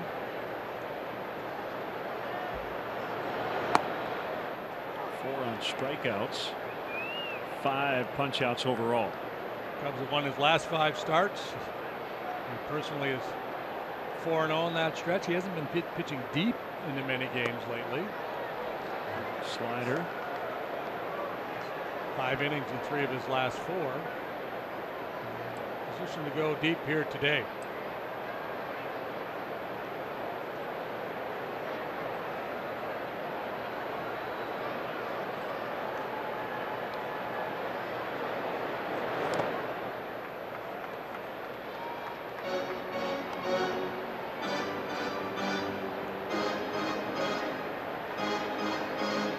We're happy to say goodbye to California. They went 1-8 against the Dodgers, Padres, and Giants on the road this year. After this weekend, their final 46 regular season games will be played against the NL Central, the NL East, and the AL East. And for what it's worth, and think it's worth a whole lot, but the Cubs have the softest schedule of the teams in the Central Division in terms of playing teams that are above or below the 500 mark. They have a 2-ply schedule. Yes, I would say that would be accurate.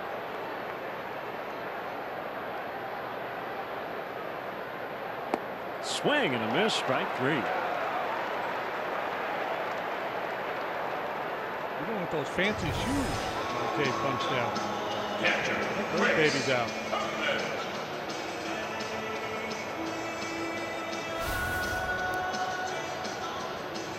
Pretty cool.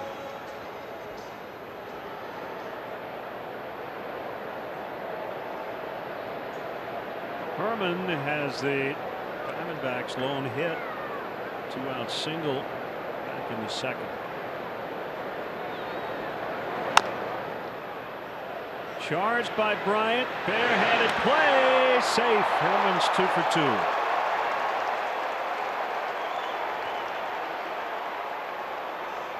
Well, he hit one sharply by Chris in the second. Now he hits a slow roller for an infield hit. Joe Madden with the finger up, contemplating a challenge. Looks safe.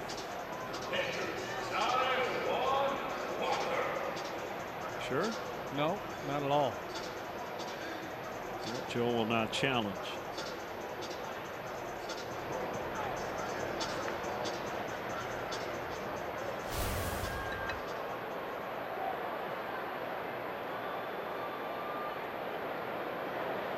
Walker struck out on his first at bat.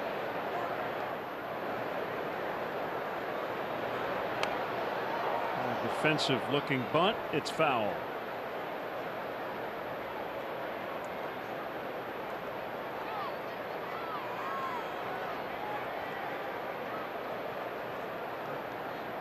Lavella had really 3 options in this situation. One, he could have hit for Walker. Down 3 in the 5th inning. He could let him swing because he could handle the bat a little bit, or he could choose to sacrifice. And pitch number 1, he chose the latter, and he is again here.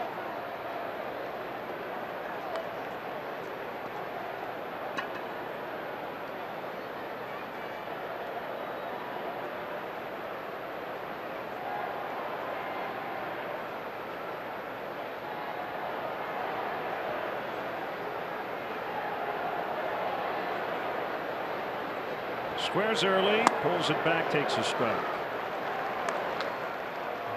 Anthony Rizzo blitzing in from first base. Tendency to influence the approach of the hitter in these situations.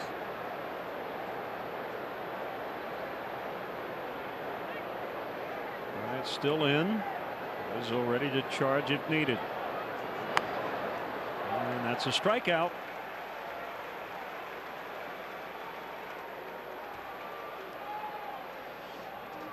2 outs. Here's Peralta. Yeah, well, Lavello's primary thinking maybe would have been, let's just, stay out of the double play. Peralta's coming up. He's got some power. Lackey's given up a lot of home runs this year. He just wants to give anybody on his club who's got a chance to hit the ball out of the ballpark. He wants to give them a chance with a man on base.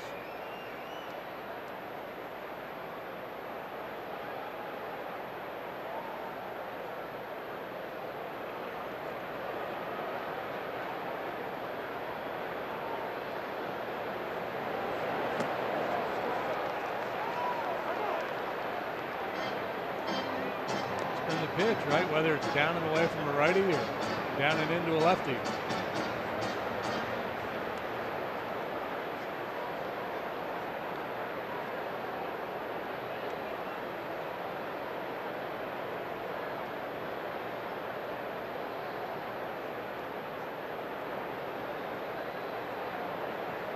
The 0-1.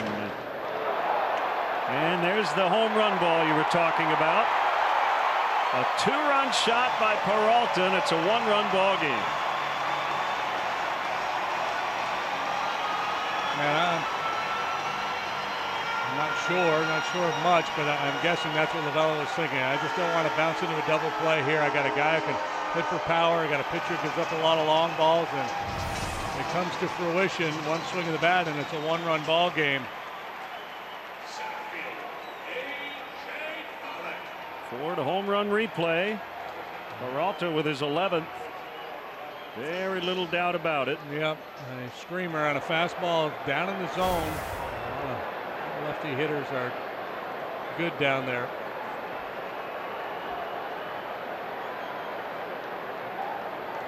Brings up Pollock. He takes a strike.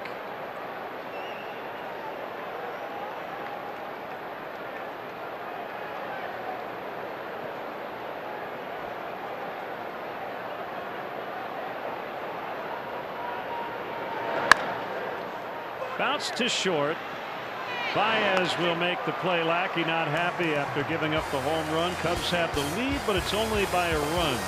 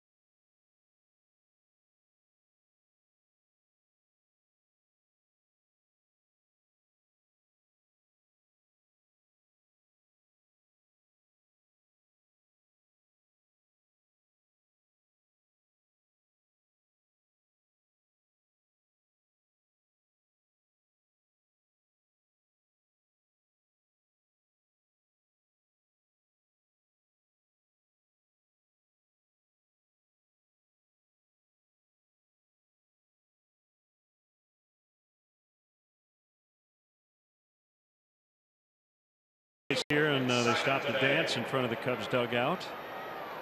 Moving way around the warning track. Robert Almora Jr. and Brandon Hyde got a kick out of it.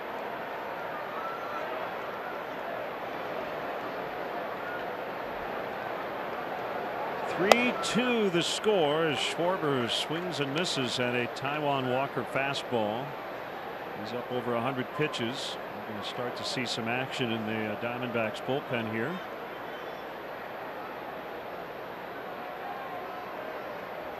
And the 0-1 is off the inside. 1 ball, 1 strike.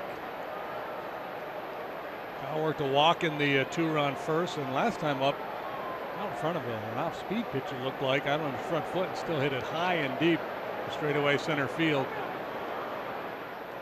Stayed in the park. If it stays in the park out there, there's a pretty good chance A.J. Pollock's going to run it down.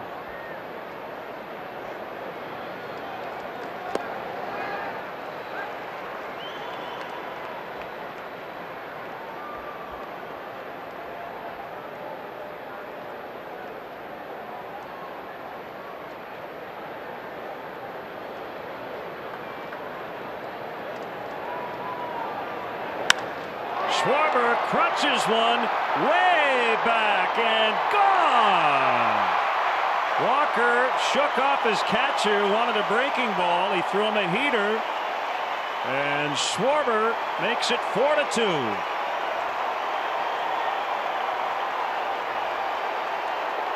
Just brute strength there. That ball was out away from him a little bit, and yeah, A.J. Pollock, nobody's going to run that one down.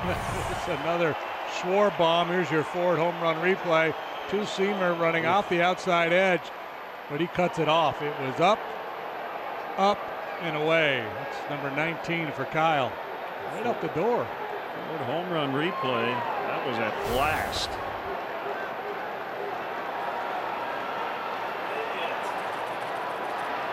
Wrong leg move. Avila fouls to left out of play.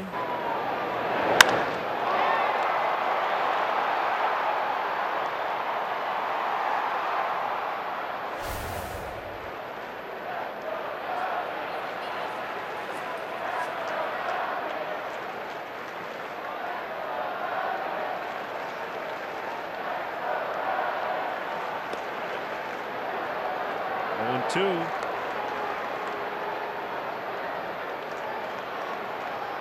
Veteran left-hander Jorge De La Rosa up in the Arizona bullpen.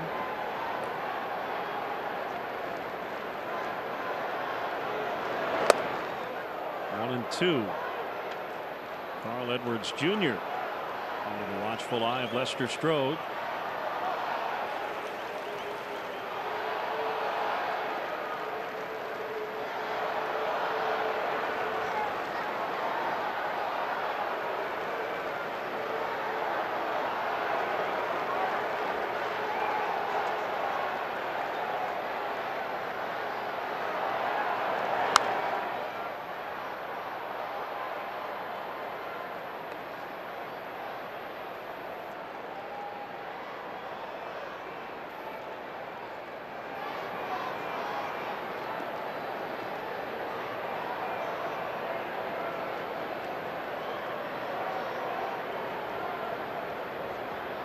Each team with a home run. Peralta, 2-run shot.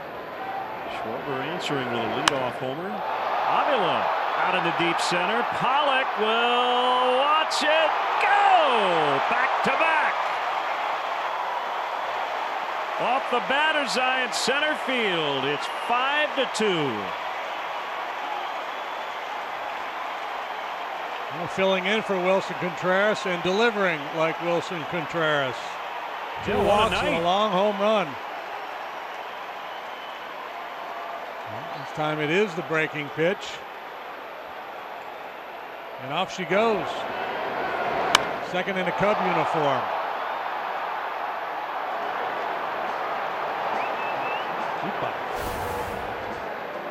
That will be it for Walker. Cubs have their 3-run lead back in the 6th.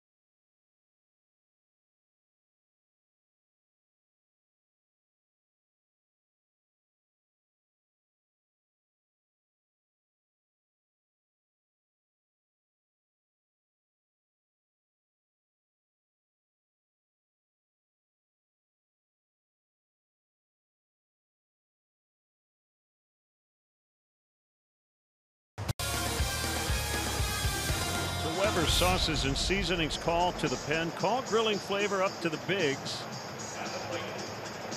Left-hander Jorge De La Rosa will make his 49th appearance. Long-time big league starter. Now working in relief. Yeah, and he's probably more velocity out of the bullpen, and that's often the case. A max effort situation. Real good changeup. For a cutter and a curve. Swing and a miss by Jason Hayward. Consecutive homers by Schwarber and Avila chasing Taijuan Walker here in the 6th.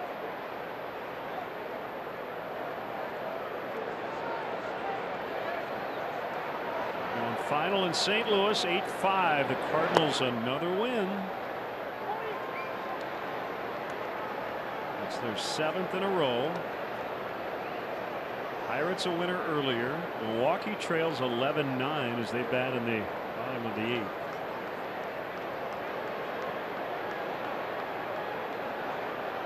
De Rosa pitched for the Diamondbacks last night against the Dodgers, allowed 2 hits and 2 runs through 33 pitches.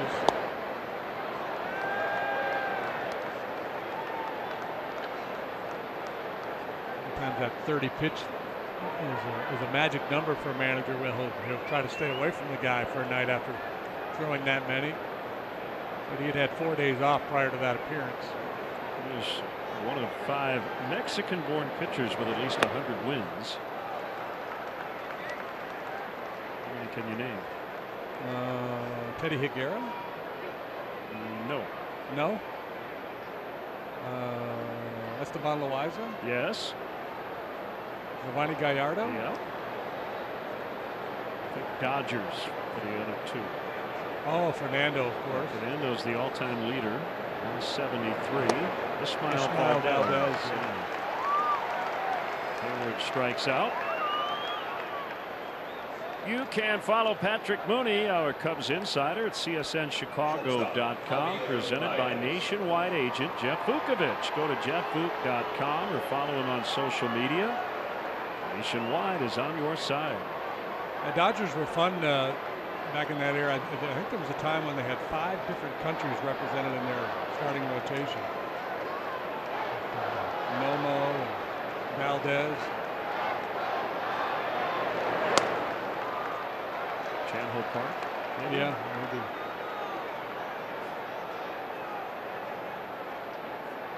Maybe Ramon Martinez. I don't remember all the guys.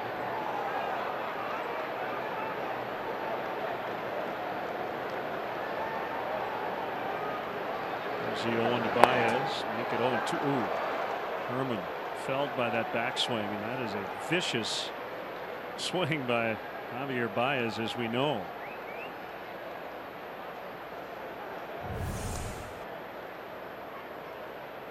Yeah, there's a lot of bat speed. Big long finish catches Herman right on top of the head. Back in the day when they didn't wear protective helmets, they would just wear a soft cap under their mask. He would be on his way to the ER.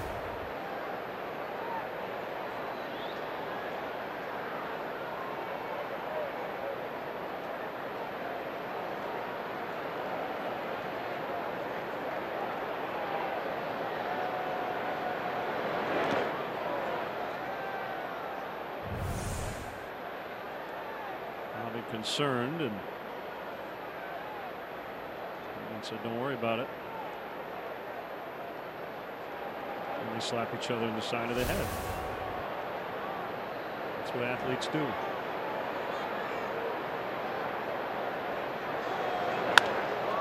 At the end of the bat, Pollock drifting toward left center. That's out number 2. And it will be Lackey to take the at-bat now with his 3-run lead again. Pitcher, John Lackey.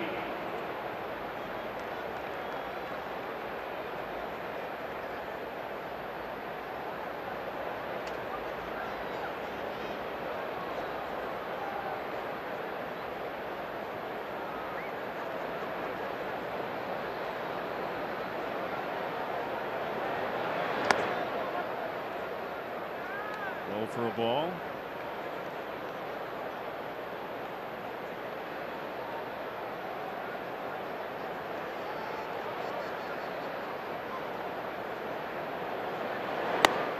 Joe would obviously love to get one more out of John here tonight. He had Edwards up earlier, so he'll be ready to react in the bottom half of the inning. And 3, 4, 5 due up for the Diamondbacks.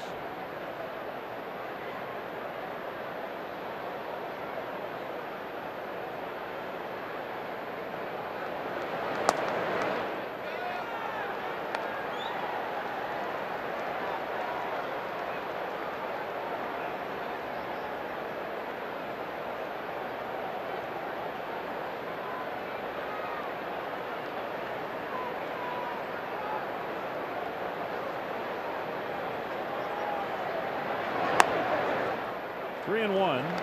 Take another one here. We'll take one or try to match John Lester. He could do that, yeah. Tee it high and let it fly.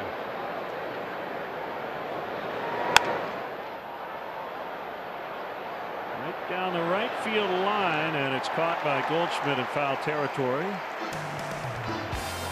It was a one-run game, and then it wasn't. Schwarber, followed by Avila. And it's 5-2 Cubs.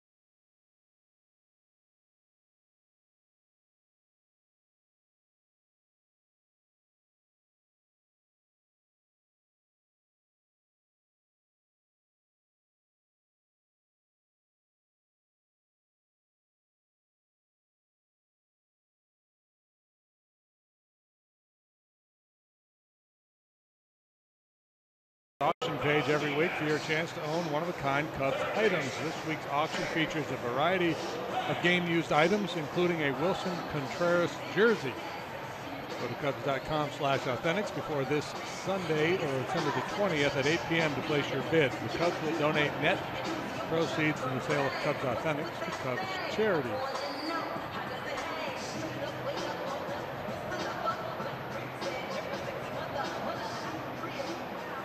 Jake Lamb will lead it off. He's walked and flied to center. 5-2 Cubs.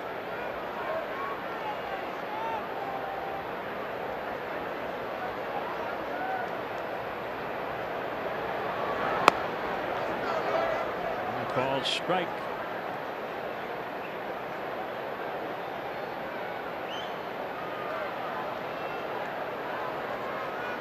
Have been in sole possession of first place for the last 16 days. They'd like to keep it that way. They'll win tonight. They'll go 3-1.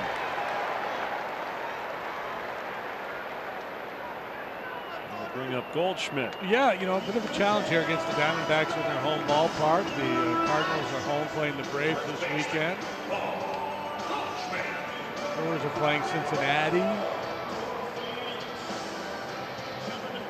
It's a tough assignment beating this club in their home ballpark. Tough assignment beating them, period. The second best home record behind the Dodgers. Big crowd, 39,131 inside Chase Field tonight. Goldschmidt in the air to deep right. Hayward runs out of room. It's 5-3 as Goldschmidt hits another home run against Cubs pitching.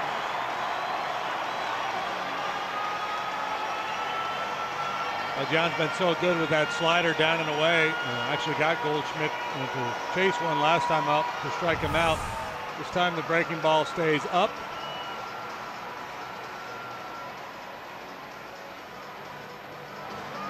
Didn't quite get through that one, didn't break, and then Goldschmidt rode it on out of here. He's got tremendous power to all fields. That looks to be it for the starter.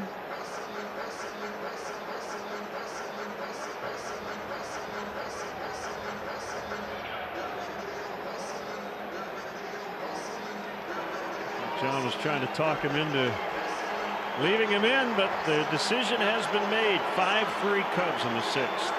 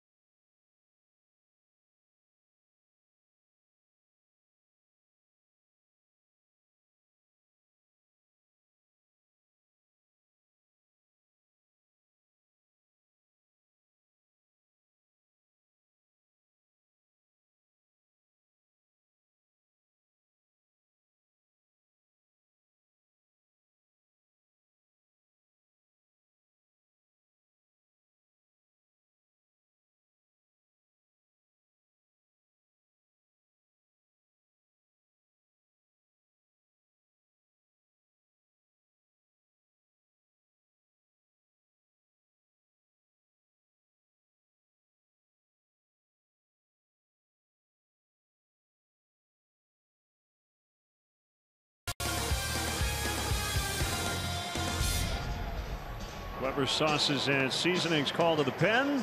Here's Carl Edwards Jr. 51st appearance for the lanky right-hander. 3-3 with a 374. Had a rough go of late. He allowed runs in 3 consecutive outings, struggling with his command. Last time out, though, against the Giants, good work. Scoreless inning, had a strikeout.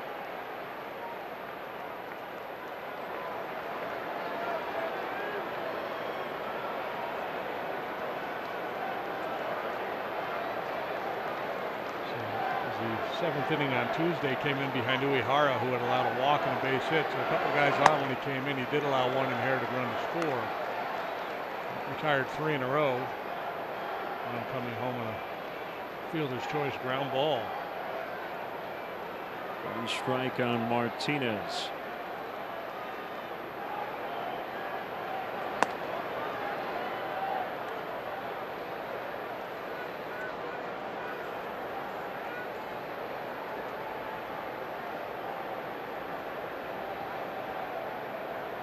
Cubs lead 5-3, 6th inning.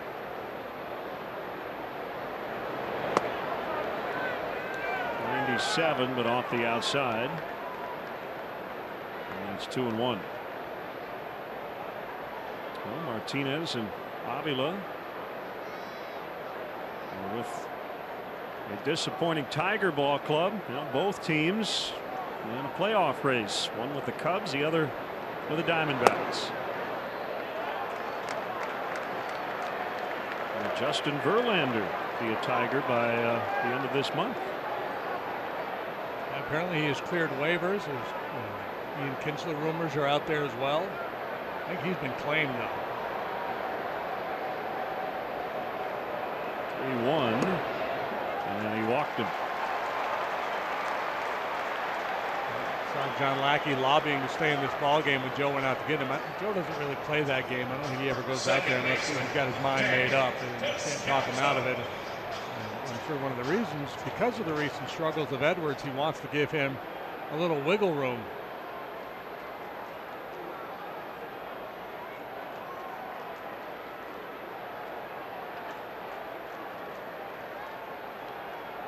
Left-handed hitting Daniel Descalso playing second base.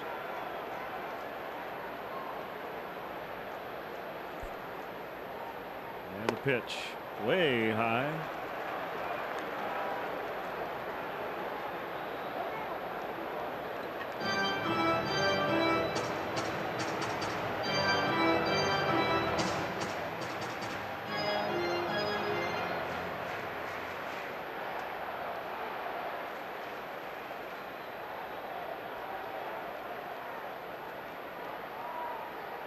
series in New York.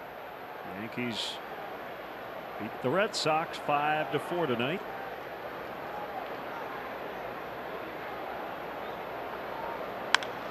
Bounce to first. Fair ball.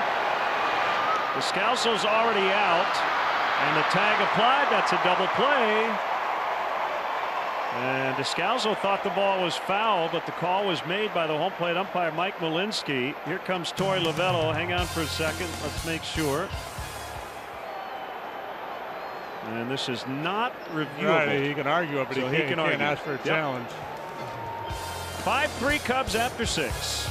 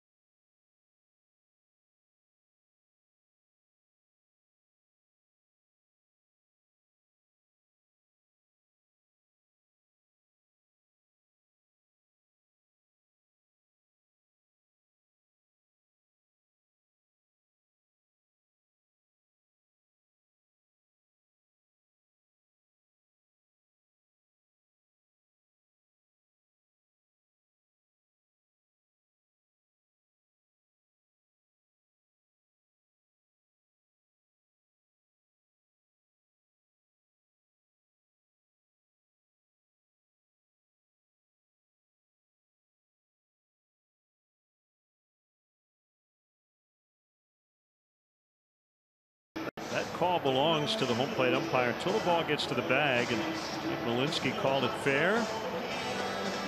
Descalso ended up running after he was called out. 3-6 double play, and here's Andrew Chafin, a left-hander, and a 5-3 Cubs lead. Chafin having a nice year with that 2.52 ERA, 47 strikeouts and 39 in the third. Only allowed 3 long balls.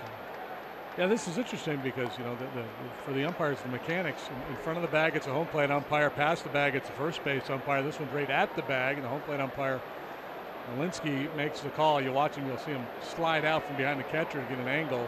So Descalso's out about right now, and then he runs anyway. You know, you could see the left arm of Malinsky indicating fair. I don't know that anybody ever really did make the out signal.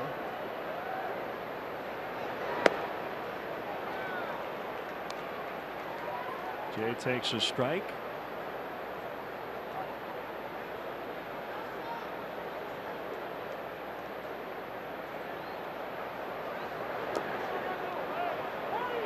One and one. No, 0-2. He swung at it.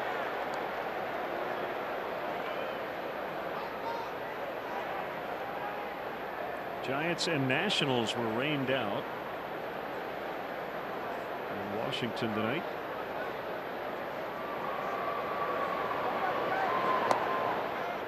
One and two.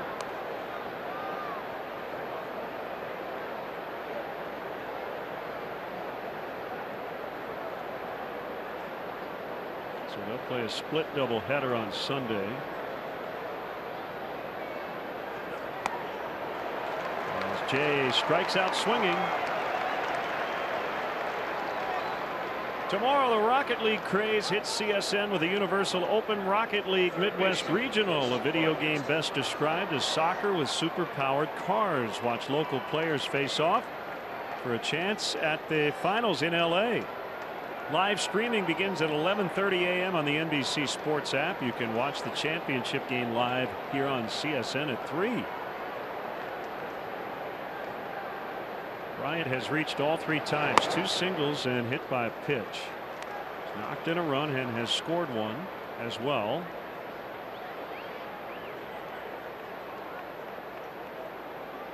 Put that protective glove on when running the bases. Still bothered by the hand injury he had earlier.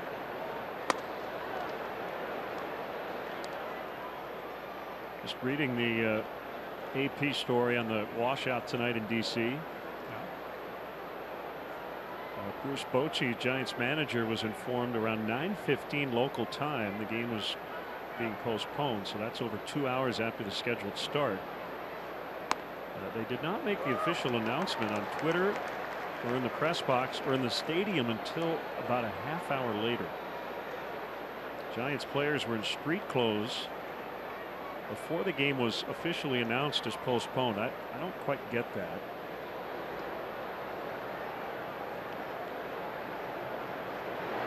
I mean, it happens occasionally. You'll have a little bit of a delay, but yeah, I don't know if for security reasons they needed to get personnel ready. Was the ballpark emptied out? I don't know. Ground ball into center. 3rd hit tonight for Bryant.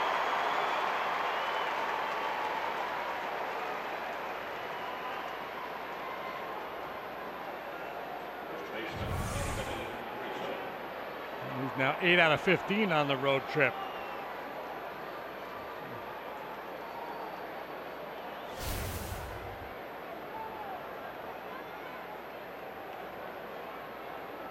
Kind of rolling over a little bit on that ball, but the timing is there, and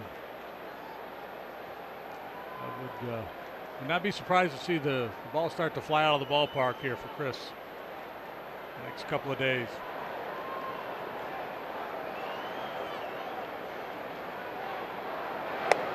Rizzo 0 for 3. Takes ball 1.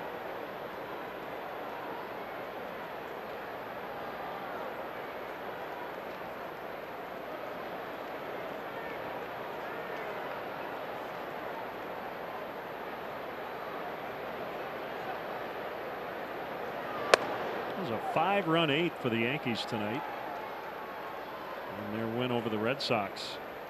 So Boston's 8-game winning streak is history.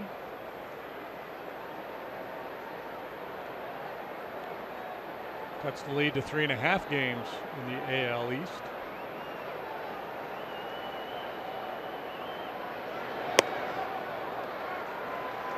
Three and 0.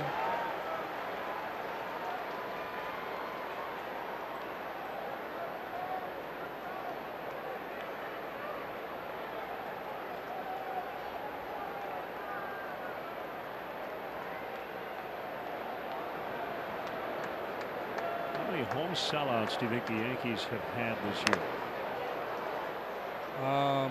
6. Not bad. 8. Most they've had. Let's see, they had 8 last year and the year before. 16 sellouts in Derek Jeter's final season. I think they sell a lot of tickets there, but not all the seats are filled. It always feels like you see a lot of empty seats. Well, remember when they first opened the new ballpark and they had all those high-dollar seats behind home plate? They had a hard time selling them, and they have employees go sit behind there to make it look like people were buying them.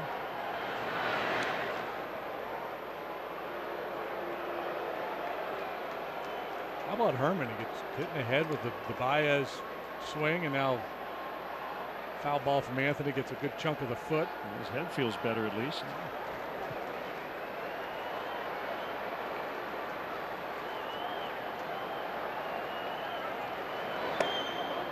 He walked him. First and second for Ben Zobrist. committed to crowding him with a fastball, and the problem with that, of course, is it's usually off the plate, and Rizzo's going to be willing to take his walk.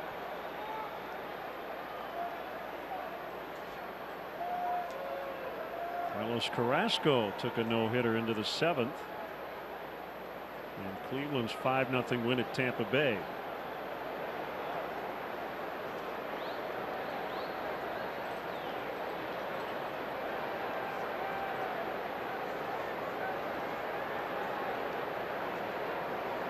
It's the second time he has gone deep into a game with a no-no at the Trop.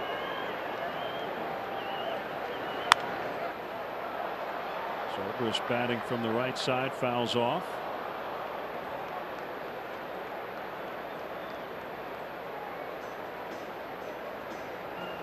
The last Indians no-hitter was thrown by Len Barker. A perfect game back in 1981.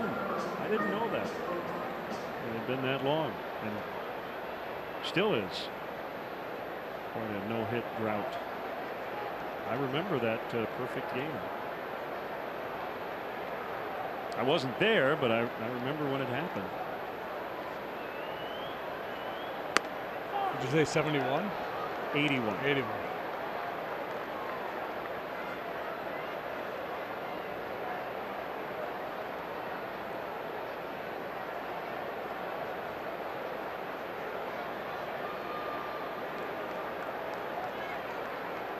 I think it was in perfect Cleveland. games were rare.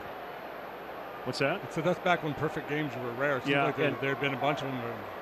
I mean, relatively speaking. I'm going to guess there weren't a lot of people that witnessed it in person. That old cavernous ballpark. 81 Indians, yeah, probably not. I'll find it.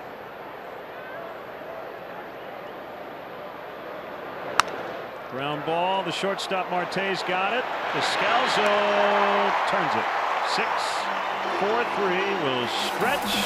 Cubs lead by a pair.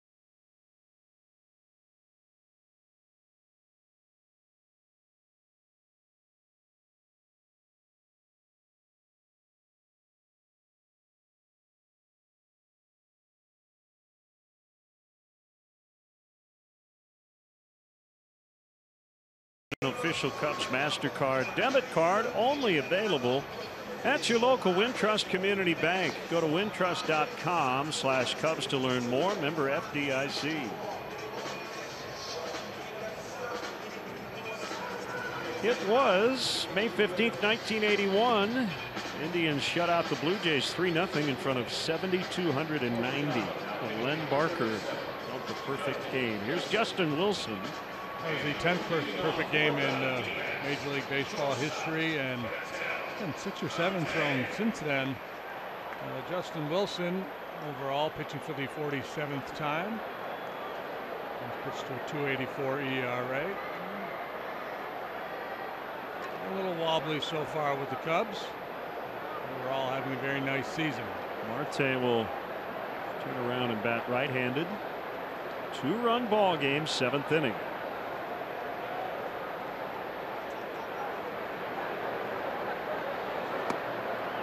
start. Well, if Marte gets really popular here in Arizona, he can maybe come up with a drink named after him. Cattell 1. That's it. Good.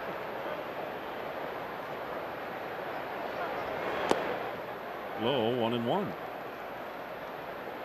he's got 4 on his jersey. Could be Cattell 4.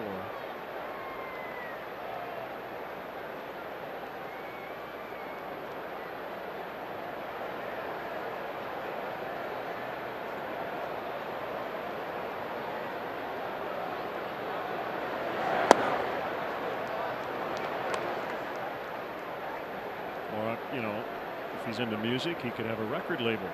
Cattell Records. Cattell hit explosion. Yeah. Couldn't go wrong.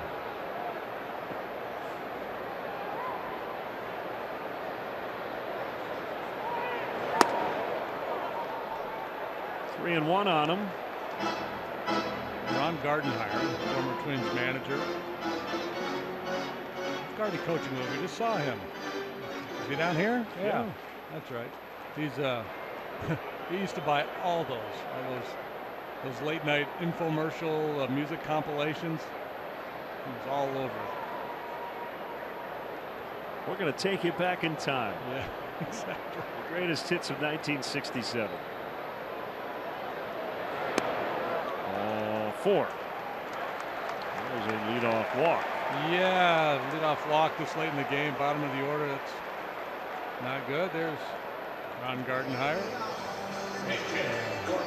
Medical issue earlier this year with prostate cancer. Great to see him back in uniform.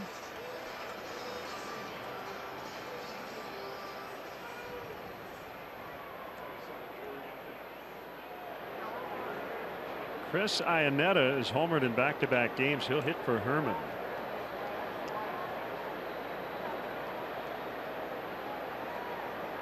And then stay in and catch. Joe likes Wilson against righties. Because of that pitch right there. His natural arm slot, the fastball has a little riding action, a little cutting action. He throws it up like that. It's a very tough pitch for a right-handed hitter to do anything with. Spazio will head out before the next pitch is thrown.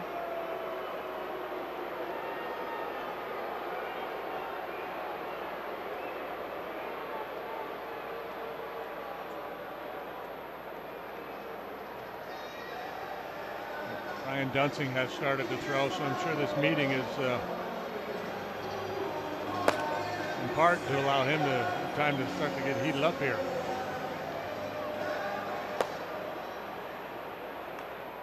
It's not Coors Field this yard, but it's very hitter friendly and things can happen in a hurry here.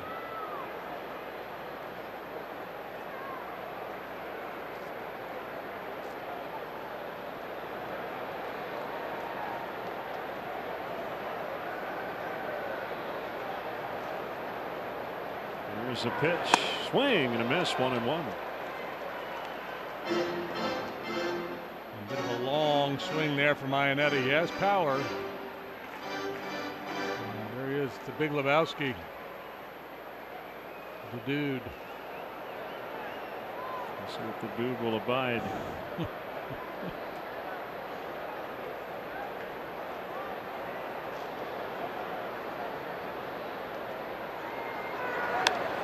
Back now. Kyle one-upped me. This is perfect. He said you could call it the Cattell 1 Martini. That's pretty good. If he was a teammate of Phil Koch, you could have a Cattell and soda.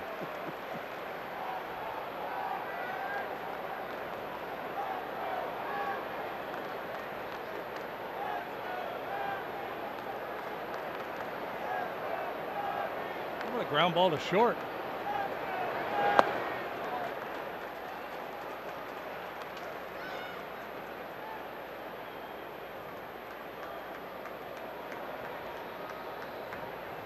Maybe Contreras will let Justin borrow his other L while he's on the DL.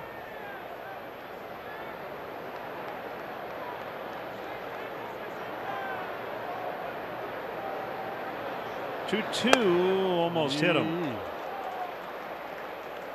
And came to eat. And just able to get his hands out of the way.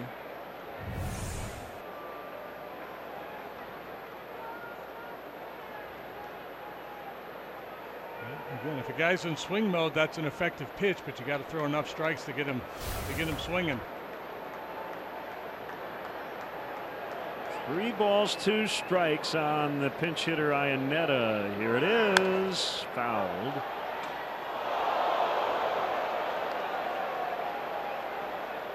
Pitcher spot is next. Brandon Drury is out on deck. The Reds were able to hang on. 11-10. They beat the Brewers.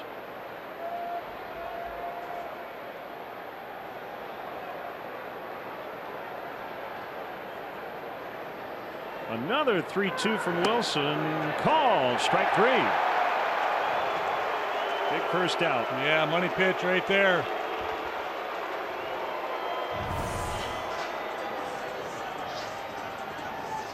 Cheese at the knees to get Iannetta.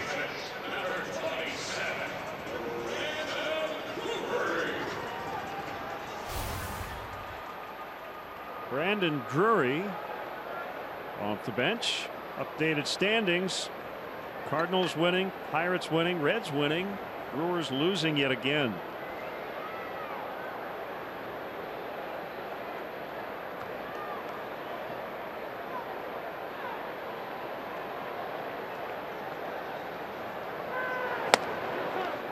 Inside, ball 1. Yeah, this does not look like a particularly comfortable guy to face. Justin Wilson with a run on that fastball at 96, 97 miles an hour.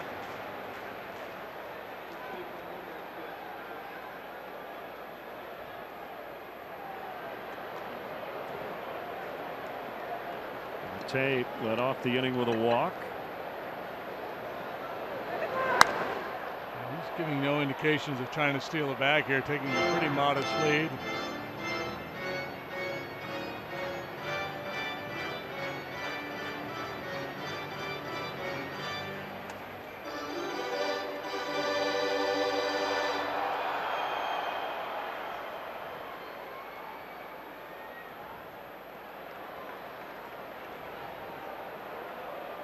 Pedro Strop has joined Dunsing. Lackey, Edwards, and Wilson so far for the Cubs. 2-1.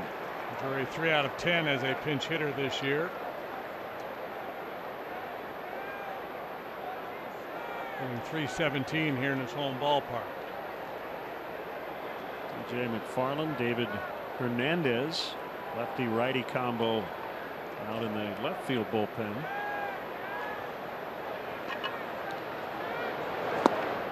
Three and one.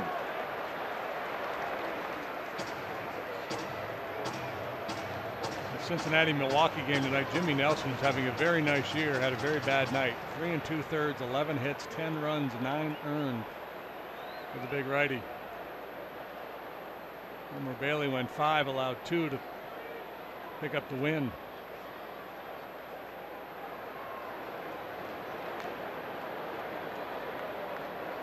Wilson ready. Here's the 3-1. Ground ball into center. Marte holding at second.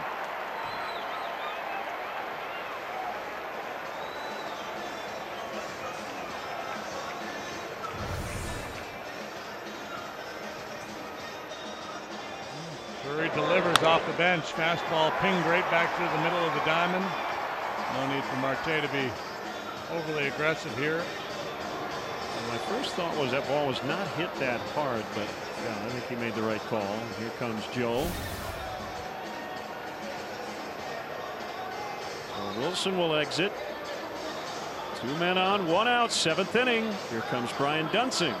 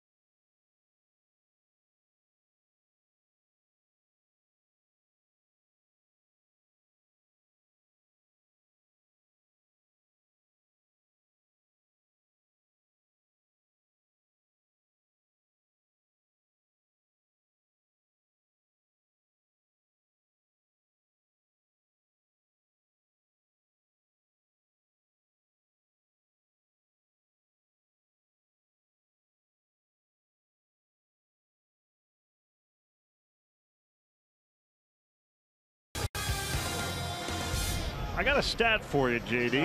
Ready? In John Lackey's starts this year, he's gotten terrific bullpen support. A collective bullpen ERA of 1.19 in John's starts. Well, he's been winning games here lately without pitching deep in the game, so he's had to pass the baton to the pen, and they have delivered. And Brian Dunson's having a very good year. Now, he was a losing pitcher Wednesday in San Francisco, allowed 3 hits and a run in a third of an inning, but soft contact. He continues to throw the ball very well. 2 men on. Peralta, who hit a 2-run homer off Lackey his last time up, takes ball 1.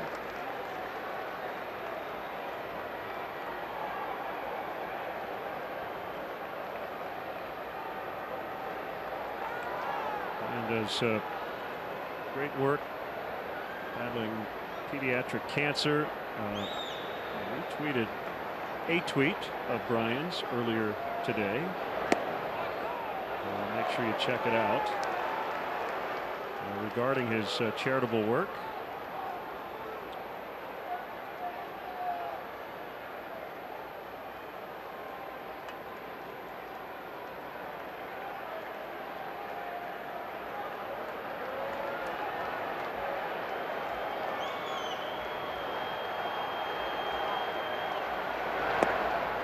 That is low. 2 balls and a strike.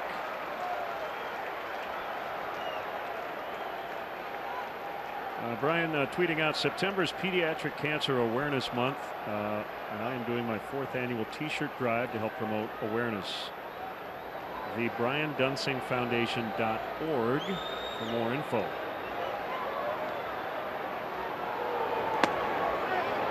Missed again, 3-1. Well, could have gotten the call there, did not.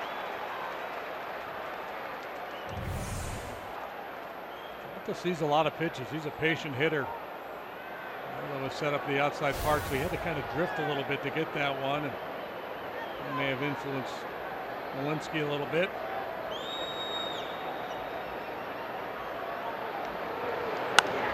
Fouled away, 3-2.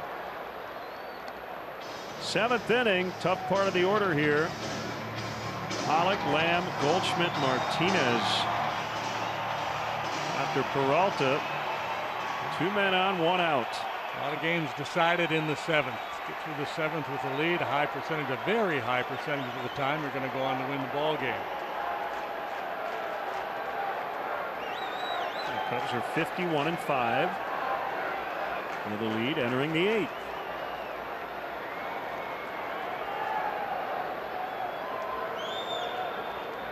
Long pause at the set. Here's the 3-2 on the ground. Got to get it out somewhere, and they'll get it at second as Rizzo got it to Baez just in time. So they forced Drury, and they're at the corners for Pollock. Yeah, a decision had to be made by Anthony whether to stay at first base or go get the baseball. He opted for the latter. Really had to steam that throw over to second base to get Drury. He had no other option. We're going to get a double switch. Assuming Pedro Strop will be summoned to face Pollock. And we'll sort out the rest when we return.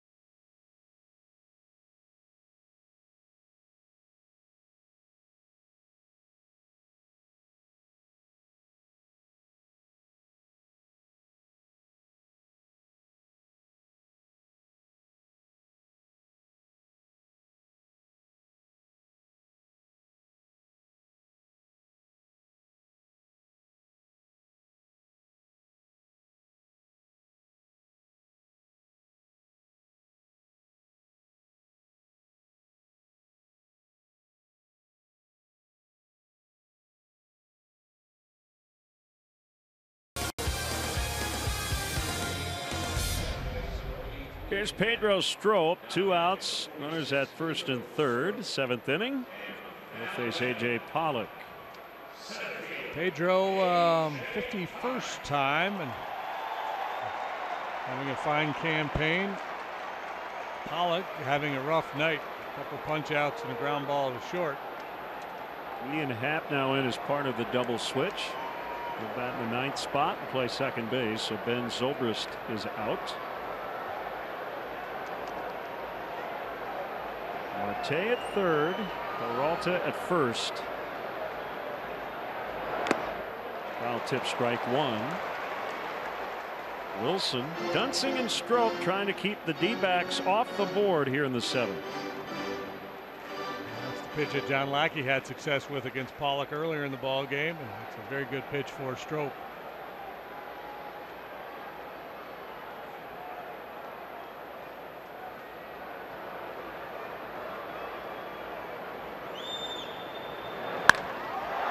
In the air to center. John Jay has it. They strand 2. It's still 5-3 Cubs as we go to the 8th.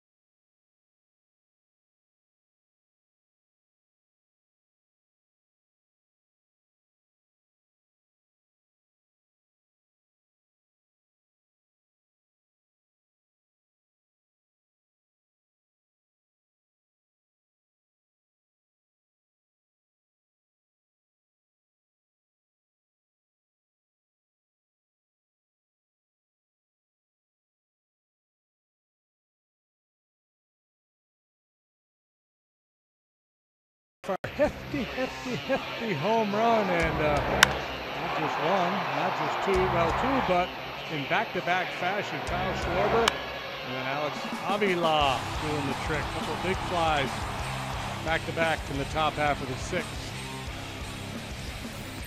They were rather hefty. This is T.J. McFarland, and he's pitching for the 30th time. 4-4 with a 3.48 ERA. You'll notice there, 41 in the 3rd innings. He's only struck out 21, but he's an extreme ground ball pitcher. Ground balls at a very high rate, among the best in all baseball in that regard. Sinkers, sliders, and just about everything will be down around the knees and below. If not, he may get hit hard.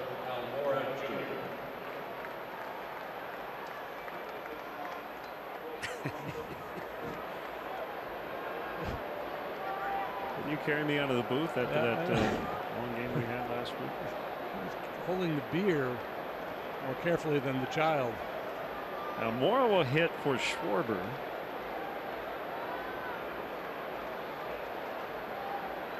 Against the lefty McFarland.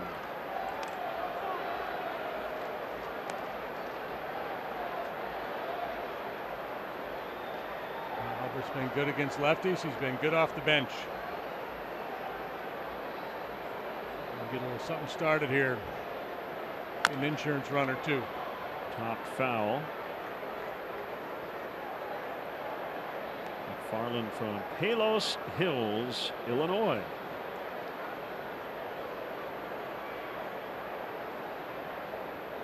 Timothy John McFarland.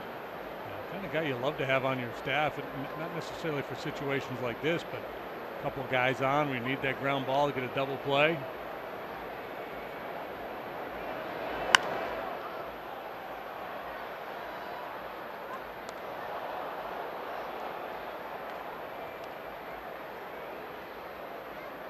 42 against Portsiders.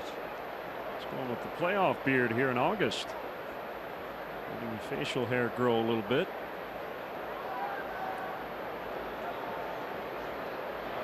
The 1-2 is too low. He's on the DL, isn't he? Too low? Yeah. Yep. Both their middle infielders are. Evan Travis as well. We'll see the Blue Jays next weekend at Wrigley. Ground ball, base hit. Continues to do this fine work against lefties. Yeah, boy, that's a great approach against the sinker baller. Keep the hands in and try to hit the ball the other way. Catcher, Alex Avila. Not a whole lot of room to work with there on the right side of the infield either.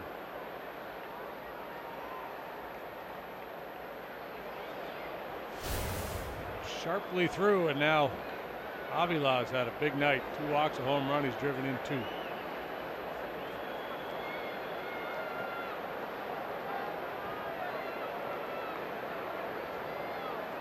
In the year, he's got a very healthy OPS, on base plus slugging, .883. If the Cubs are trailing at this point in the game, you probably hit Caratini here. They have a 2-run lead. Avila's been back there all night behind the plate. He's kind of locked in on what the Diamondback hitters are all about, so you're not going to pinch hit in this situation. Homer in the 6th, his 2nd as a Cub.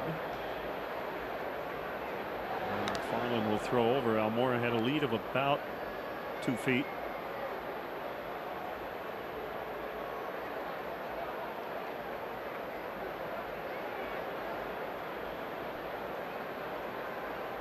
Hesitant hit for Avila anyway, with Schwarber out of the ball game.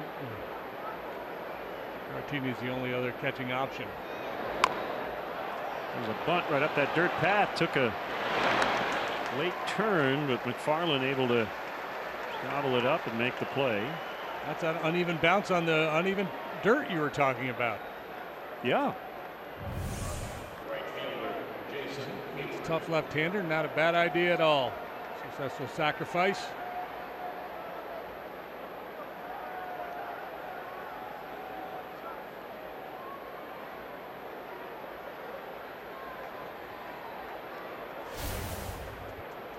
Couple of shots now to get Almora to the plate from second base.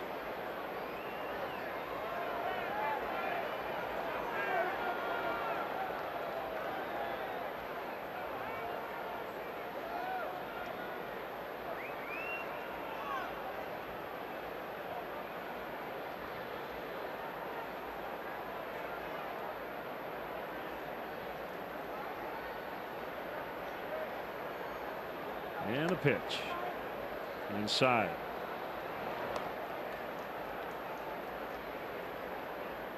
Walker, the Diamondbacks starter, went 5+, gave up 5 runs, 4 earned, 2 homers. John Lackey, 5 1/3, 3 runs, all earned. He gave up 2 homers as well. Cubs have led throughout. 2 in the 1st inning.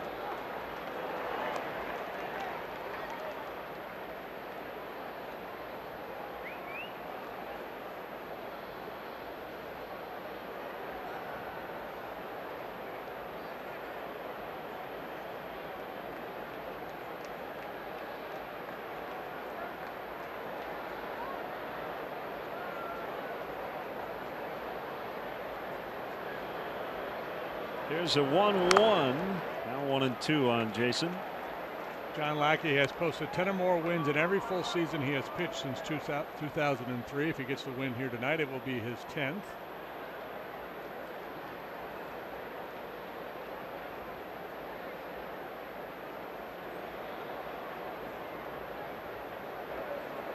And, remarkably consistent throughout his career.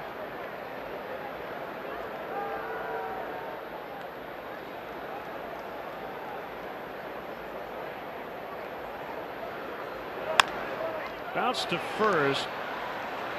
Taken to the bag by Goldschmidt.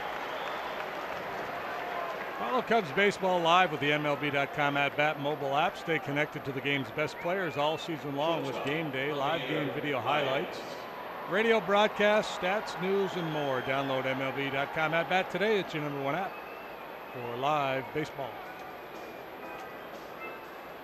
Mike Butcher is out to the mound. Batter is Baez.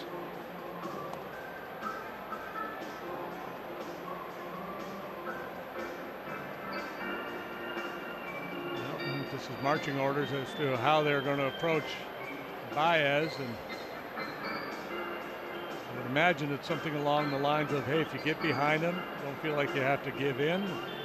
He's willing to take his walk. We'll go to work on the next guy. Looks like it is going to be Ian Happ.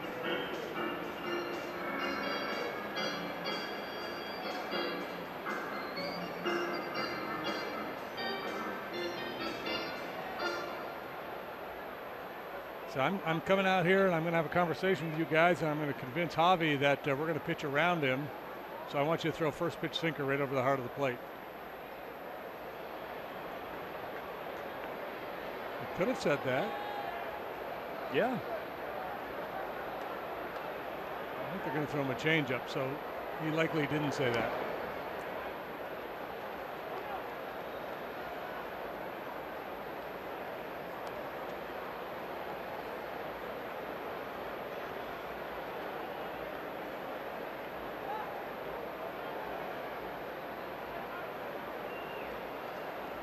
Got to be ready for that ball in the dirt.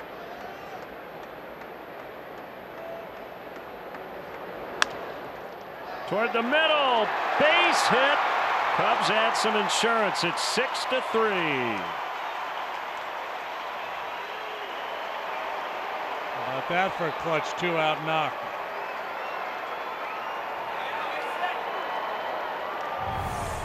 Manufacture a run late.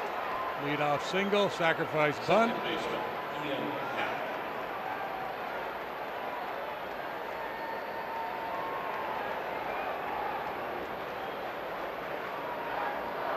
Baez delivers. 49th RBI for Javi. Ian Happ with his first plate appearance.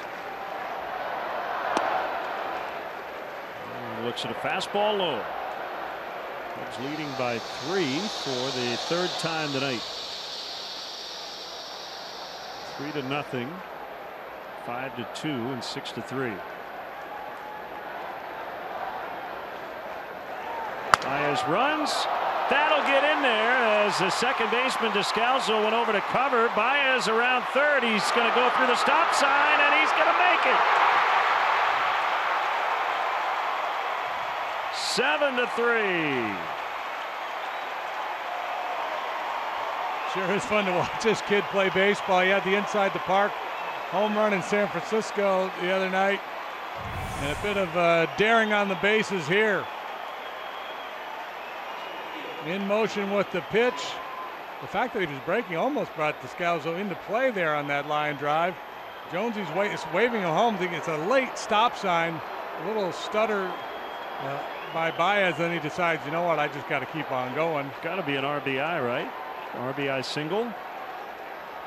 Yeah, and I think Descalso caught unawares too. The way he caught that ball in short, out behind second base there in short right center field, he was not in a position to make that throw home. He had to turn all the way around to make that throw to home plate. I don't know if there's an error on the play, but once the throw was made, I don't think it really mattered that it was an overthrow. I think Happ was going to take second.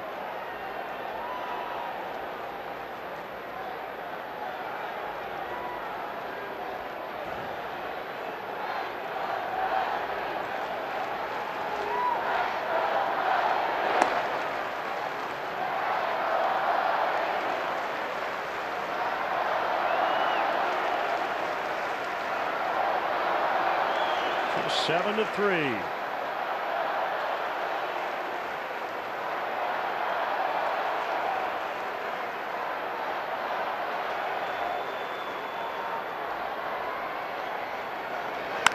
Jay with a base hit. Here comes Happ. How about a 3-run 8th inning?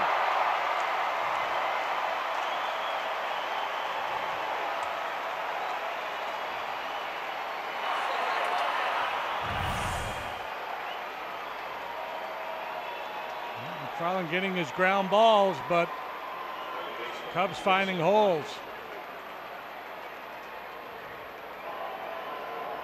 Sharply hit ground ball gets the job done this time. 3 consecutive 2-out RBI singles.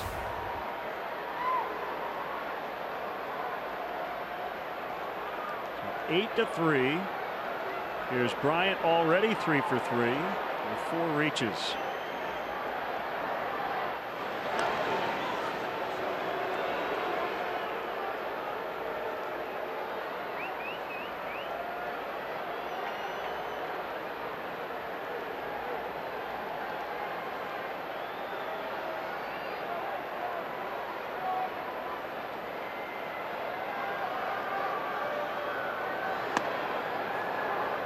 The outside corner, according to Mike Malinsky.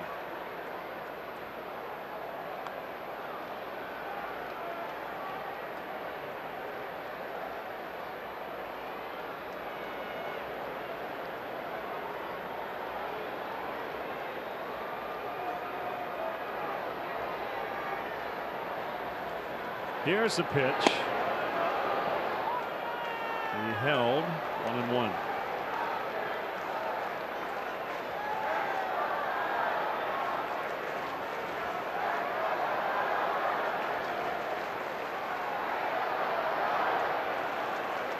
The 3-hit game tonight had his batting average up to 284, on base 395.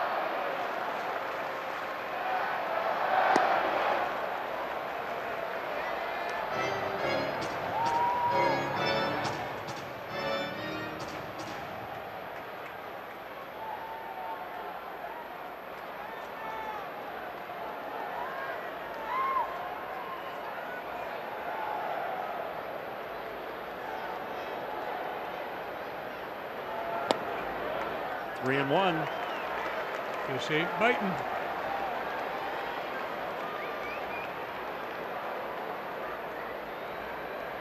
I can say ain't because school hasn't started in Chicago yet. That's kind of a baseball word if used properly, Like, so to speak. Hit them where they ain't. Yeah. And fish ain't biting. He walked 5 times on base for Chris Bryant. Again, you know, everything down, and a hitter like Bryant just keep working him in one spot. He sees the ball so well. And even though it's against McFarland's game, it might have been worth their while to take one shot up.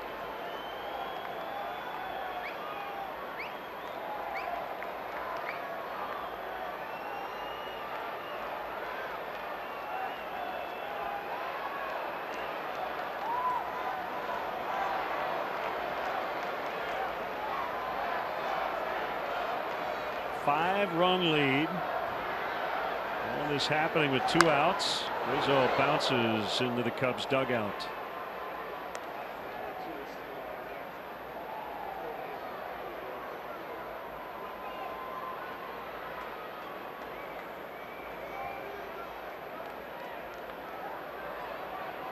Left-hander Mike Montgomery is up. Cubs have already used a couple of lefties out of their pen. Wilson and Dunsing.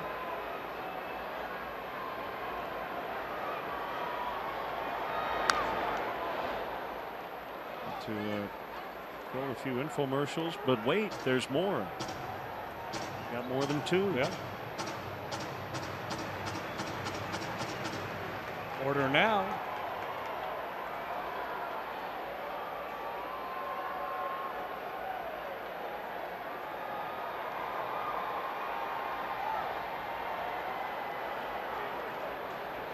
Two strikes to Rizzo.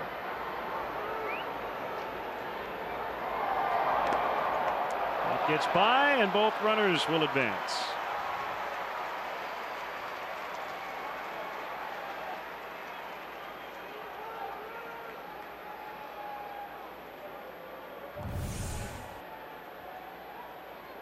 Rough go here for McFarland.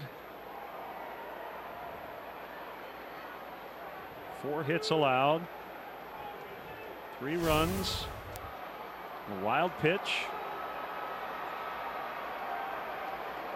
Walk to Bryant.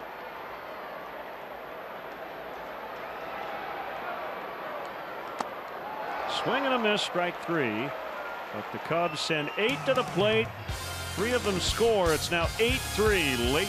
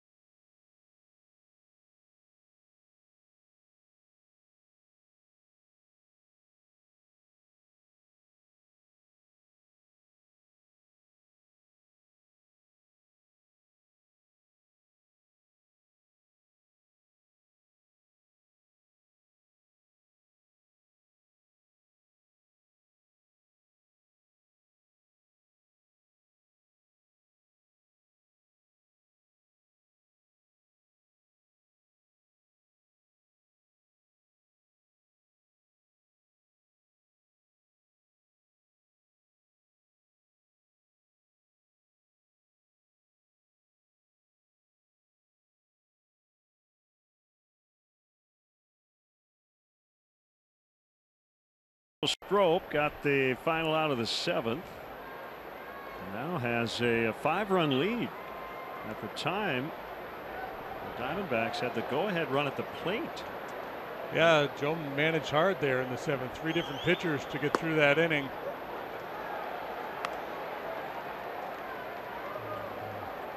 They got the job done.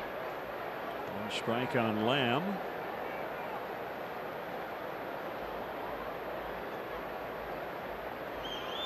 Now he's got some flexibility as to how he wants to finish this game. That one thumped to center, but it's run down by the new center fielder Albert Almora Jr. John Jay now playing left.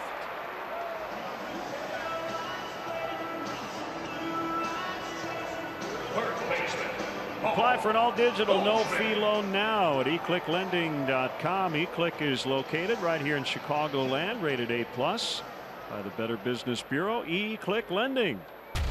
Your mortgage just happened. That's road boom. Goldschmidt fouls.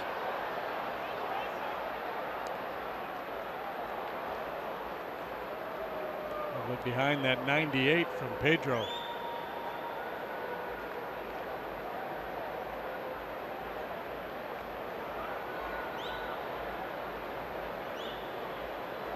What's his nickname on his Players Weekend jersey?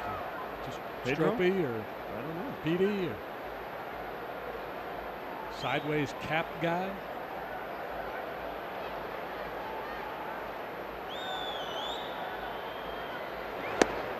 Oh, that's nasty.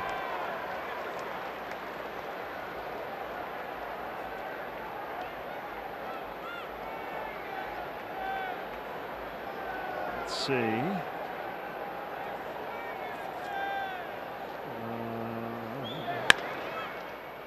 Ball handled by Happ.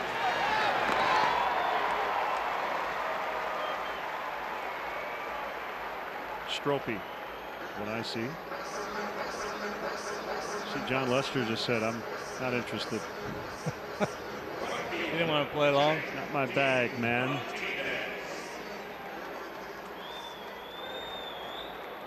JD Martinez. It's got to be J Mart, right? Yeah, see, I think just go completely rogue, right? Just make something up, be ironic.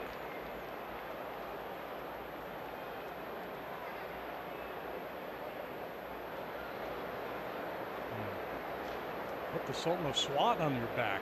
Well, yeah, I was going to say maybe Homage to Stella wears number 2. He could just put Jeter. Yeah. Right? Just for fun.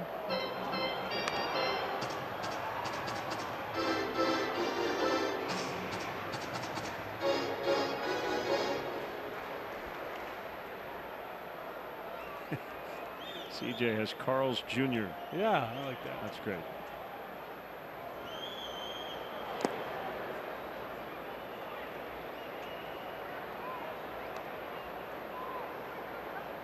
With a nod towards modern statistics, somebody could be like XFIP, WABA.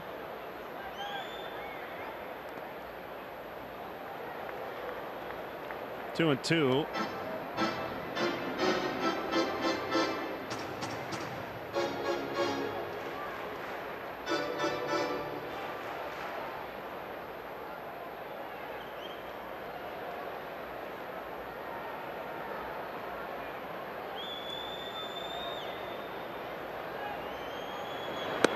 Got it. And will look to be a split. 4 up, 4 down for Strop. 8-3 Cubs.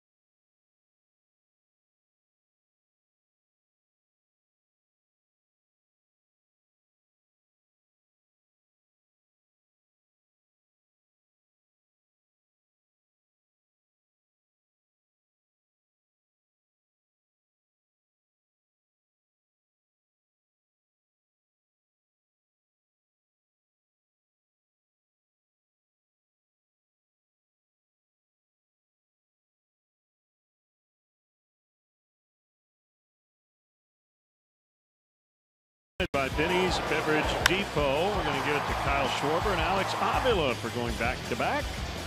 Cubs have done that 6 times this year. Schwarber has been involved in back-to-backs 5 of those 6 times.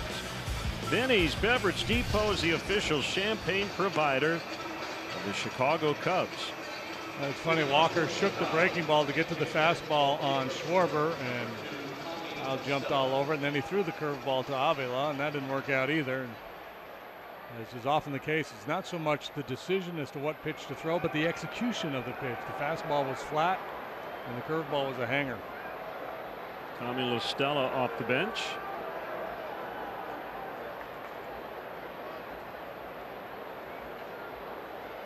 McFarland still working. Those people behind home plate are still dabbing. Yeah, they're having a little too much fun.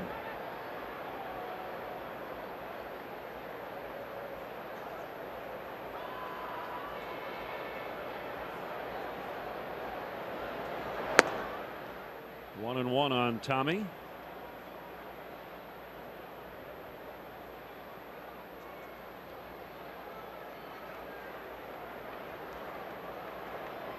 A's lead the O's 5-4, top of the 9th. Down with the Vowels tonight. Ground ball, base hit.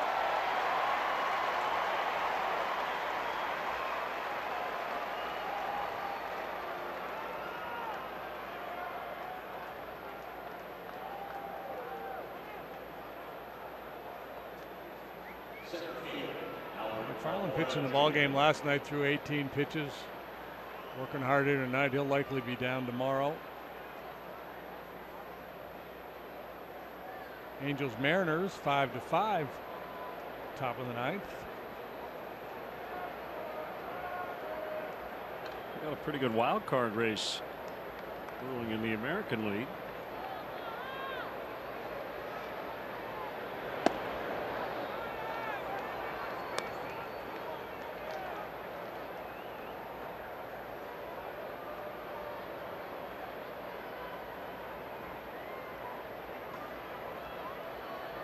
Yankees leading.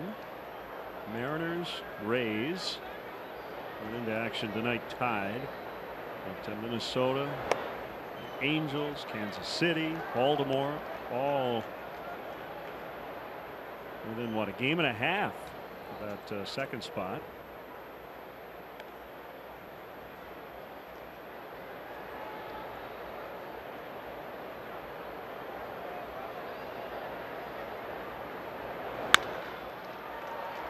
Marte, the flip, Descalzo, the turn, 6-4-3.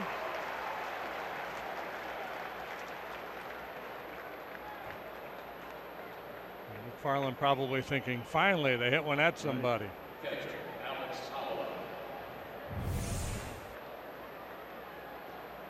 not as routine a double play as you're going to see. Sharply hit, a couple of hops.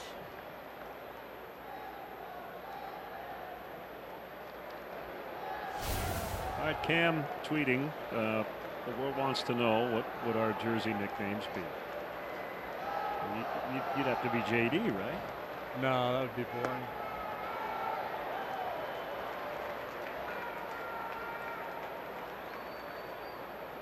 I don't know. Bald guy? Hair is overrated. I like bald guy. Yeah. That's good.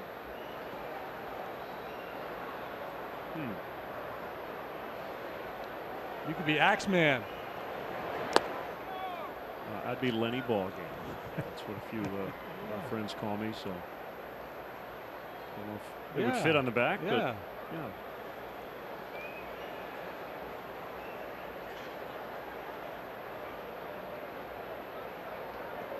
Or maybe pick some fictional character that you have an affinity for. That would be kind of fun. Like Ichabod Crane or something.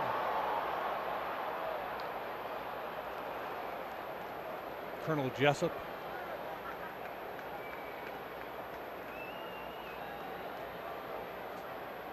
Cosmo Kramer.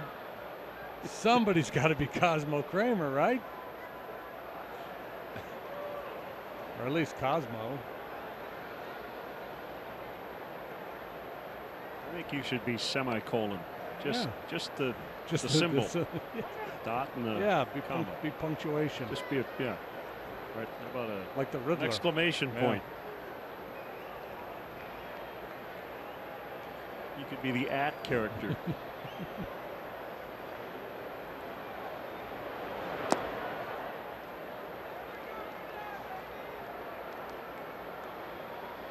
Now it's quite possible. I don't know. We'll have to do some digging. That the players were given some kind of guidelines about where they could go with this. I'm assuming they could do generally whatever they wanted within reason.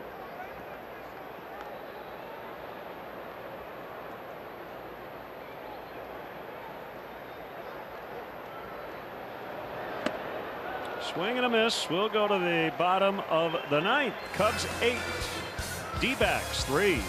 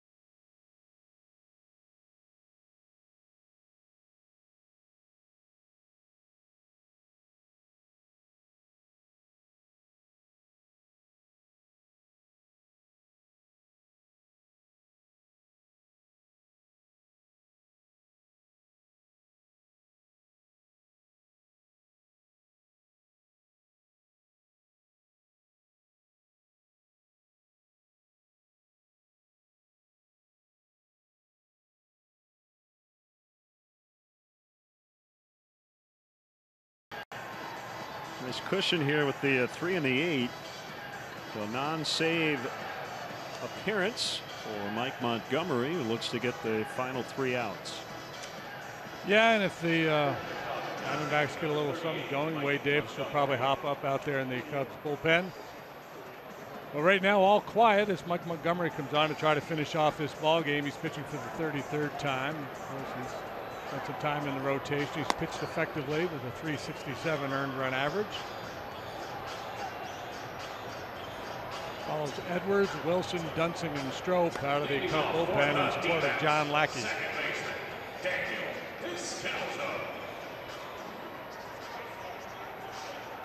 Now, we're told there is a post-game concert.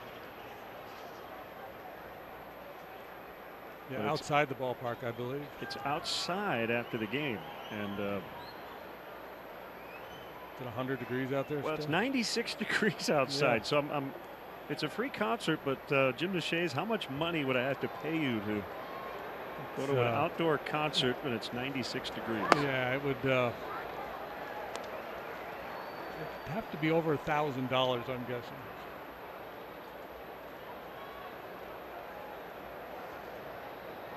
Well, we could do a Kickstarter campaign here over the next 10 minutes. Well, and it depends. You know, I mean, if it's the right act, I don't know if there's an act that I could get you to.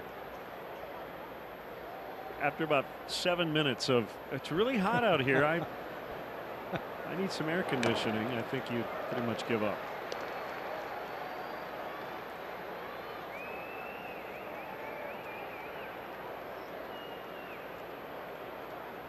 And that would be understandable.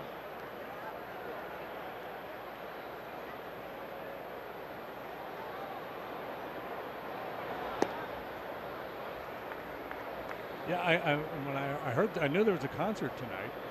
I just assumed it was going to be out on the field after the game. But yeah, so did I. Not the case.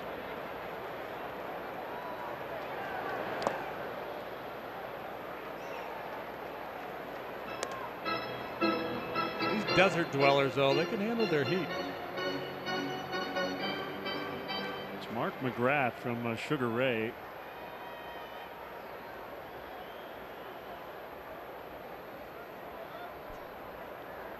Mark might be in about his 3rd song and just say, yeah, it's really hot. Why don't we find an air-conditioned tavern and finish this show?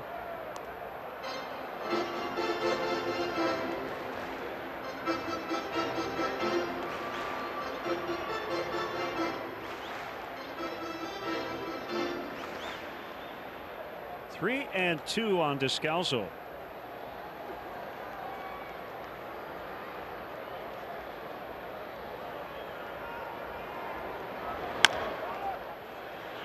Montgomery over to cover. He'll get it from Montgomery just in time as Descalso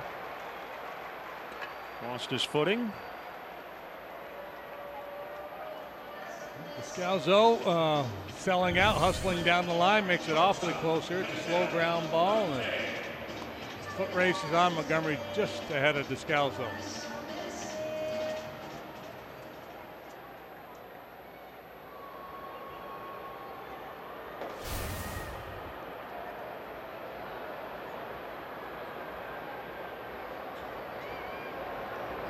Tay takes ball 1.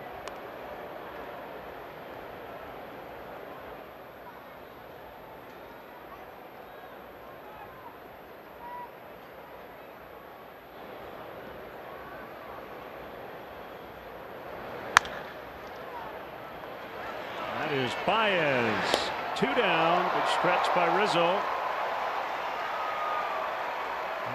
A little round of applause from Baez. All right.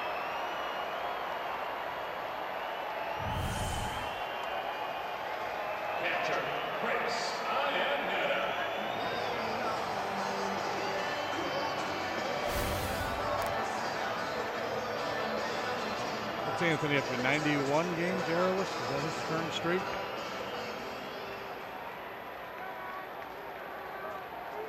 It's the longest since Mark Grace. Nice to see Gracie before the game. Just looking at Mark, who's here doing some pre and post game work for the Diamondbacks.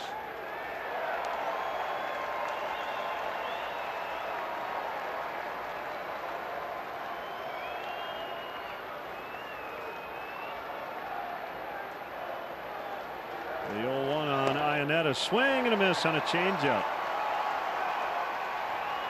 A lot of Cub fans here now on their feet.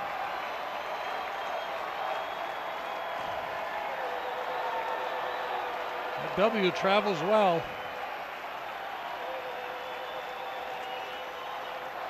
The wind and the pitch.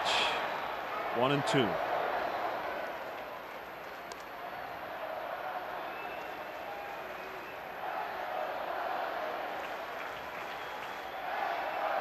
John Lester, Patrick Corbin. Battle of lefties tomorrow evening.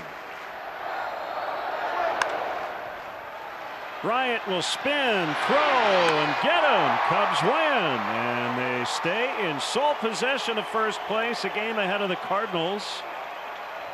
Win number 60 on the year. And they led wire to wire tonight. Yeah, good start to this weekend series with the Diamondbacks after dropping 2 out of 3 to the Giants, losing 3 consecutive series, coming into this ballpark against this good club. And a nice start to the weekend with John Lester and Jake Arrieta teed up to work the next 2 days. So that'll wrap up our coverage from the ballpark. Join us this coming Tuesday at 7 o'clock here on CSN. Cubs hosting the Reds, game 2 of a 4-game series. Final score once again, Cubs 8, Diamondbacks 3 for JD. For our entire crew here in AZ, Len Casper inviting you to stay tuned. Blue Cross Blue Shield Cubs post-game live is next.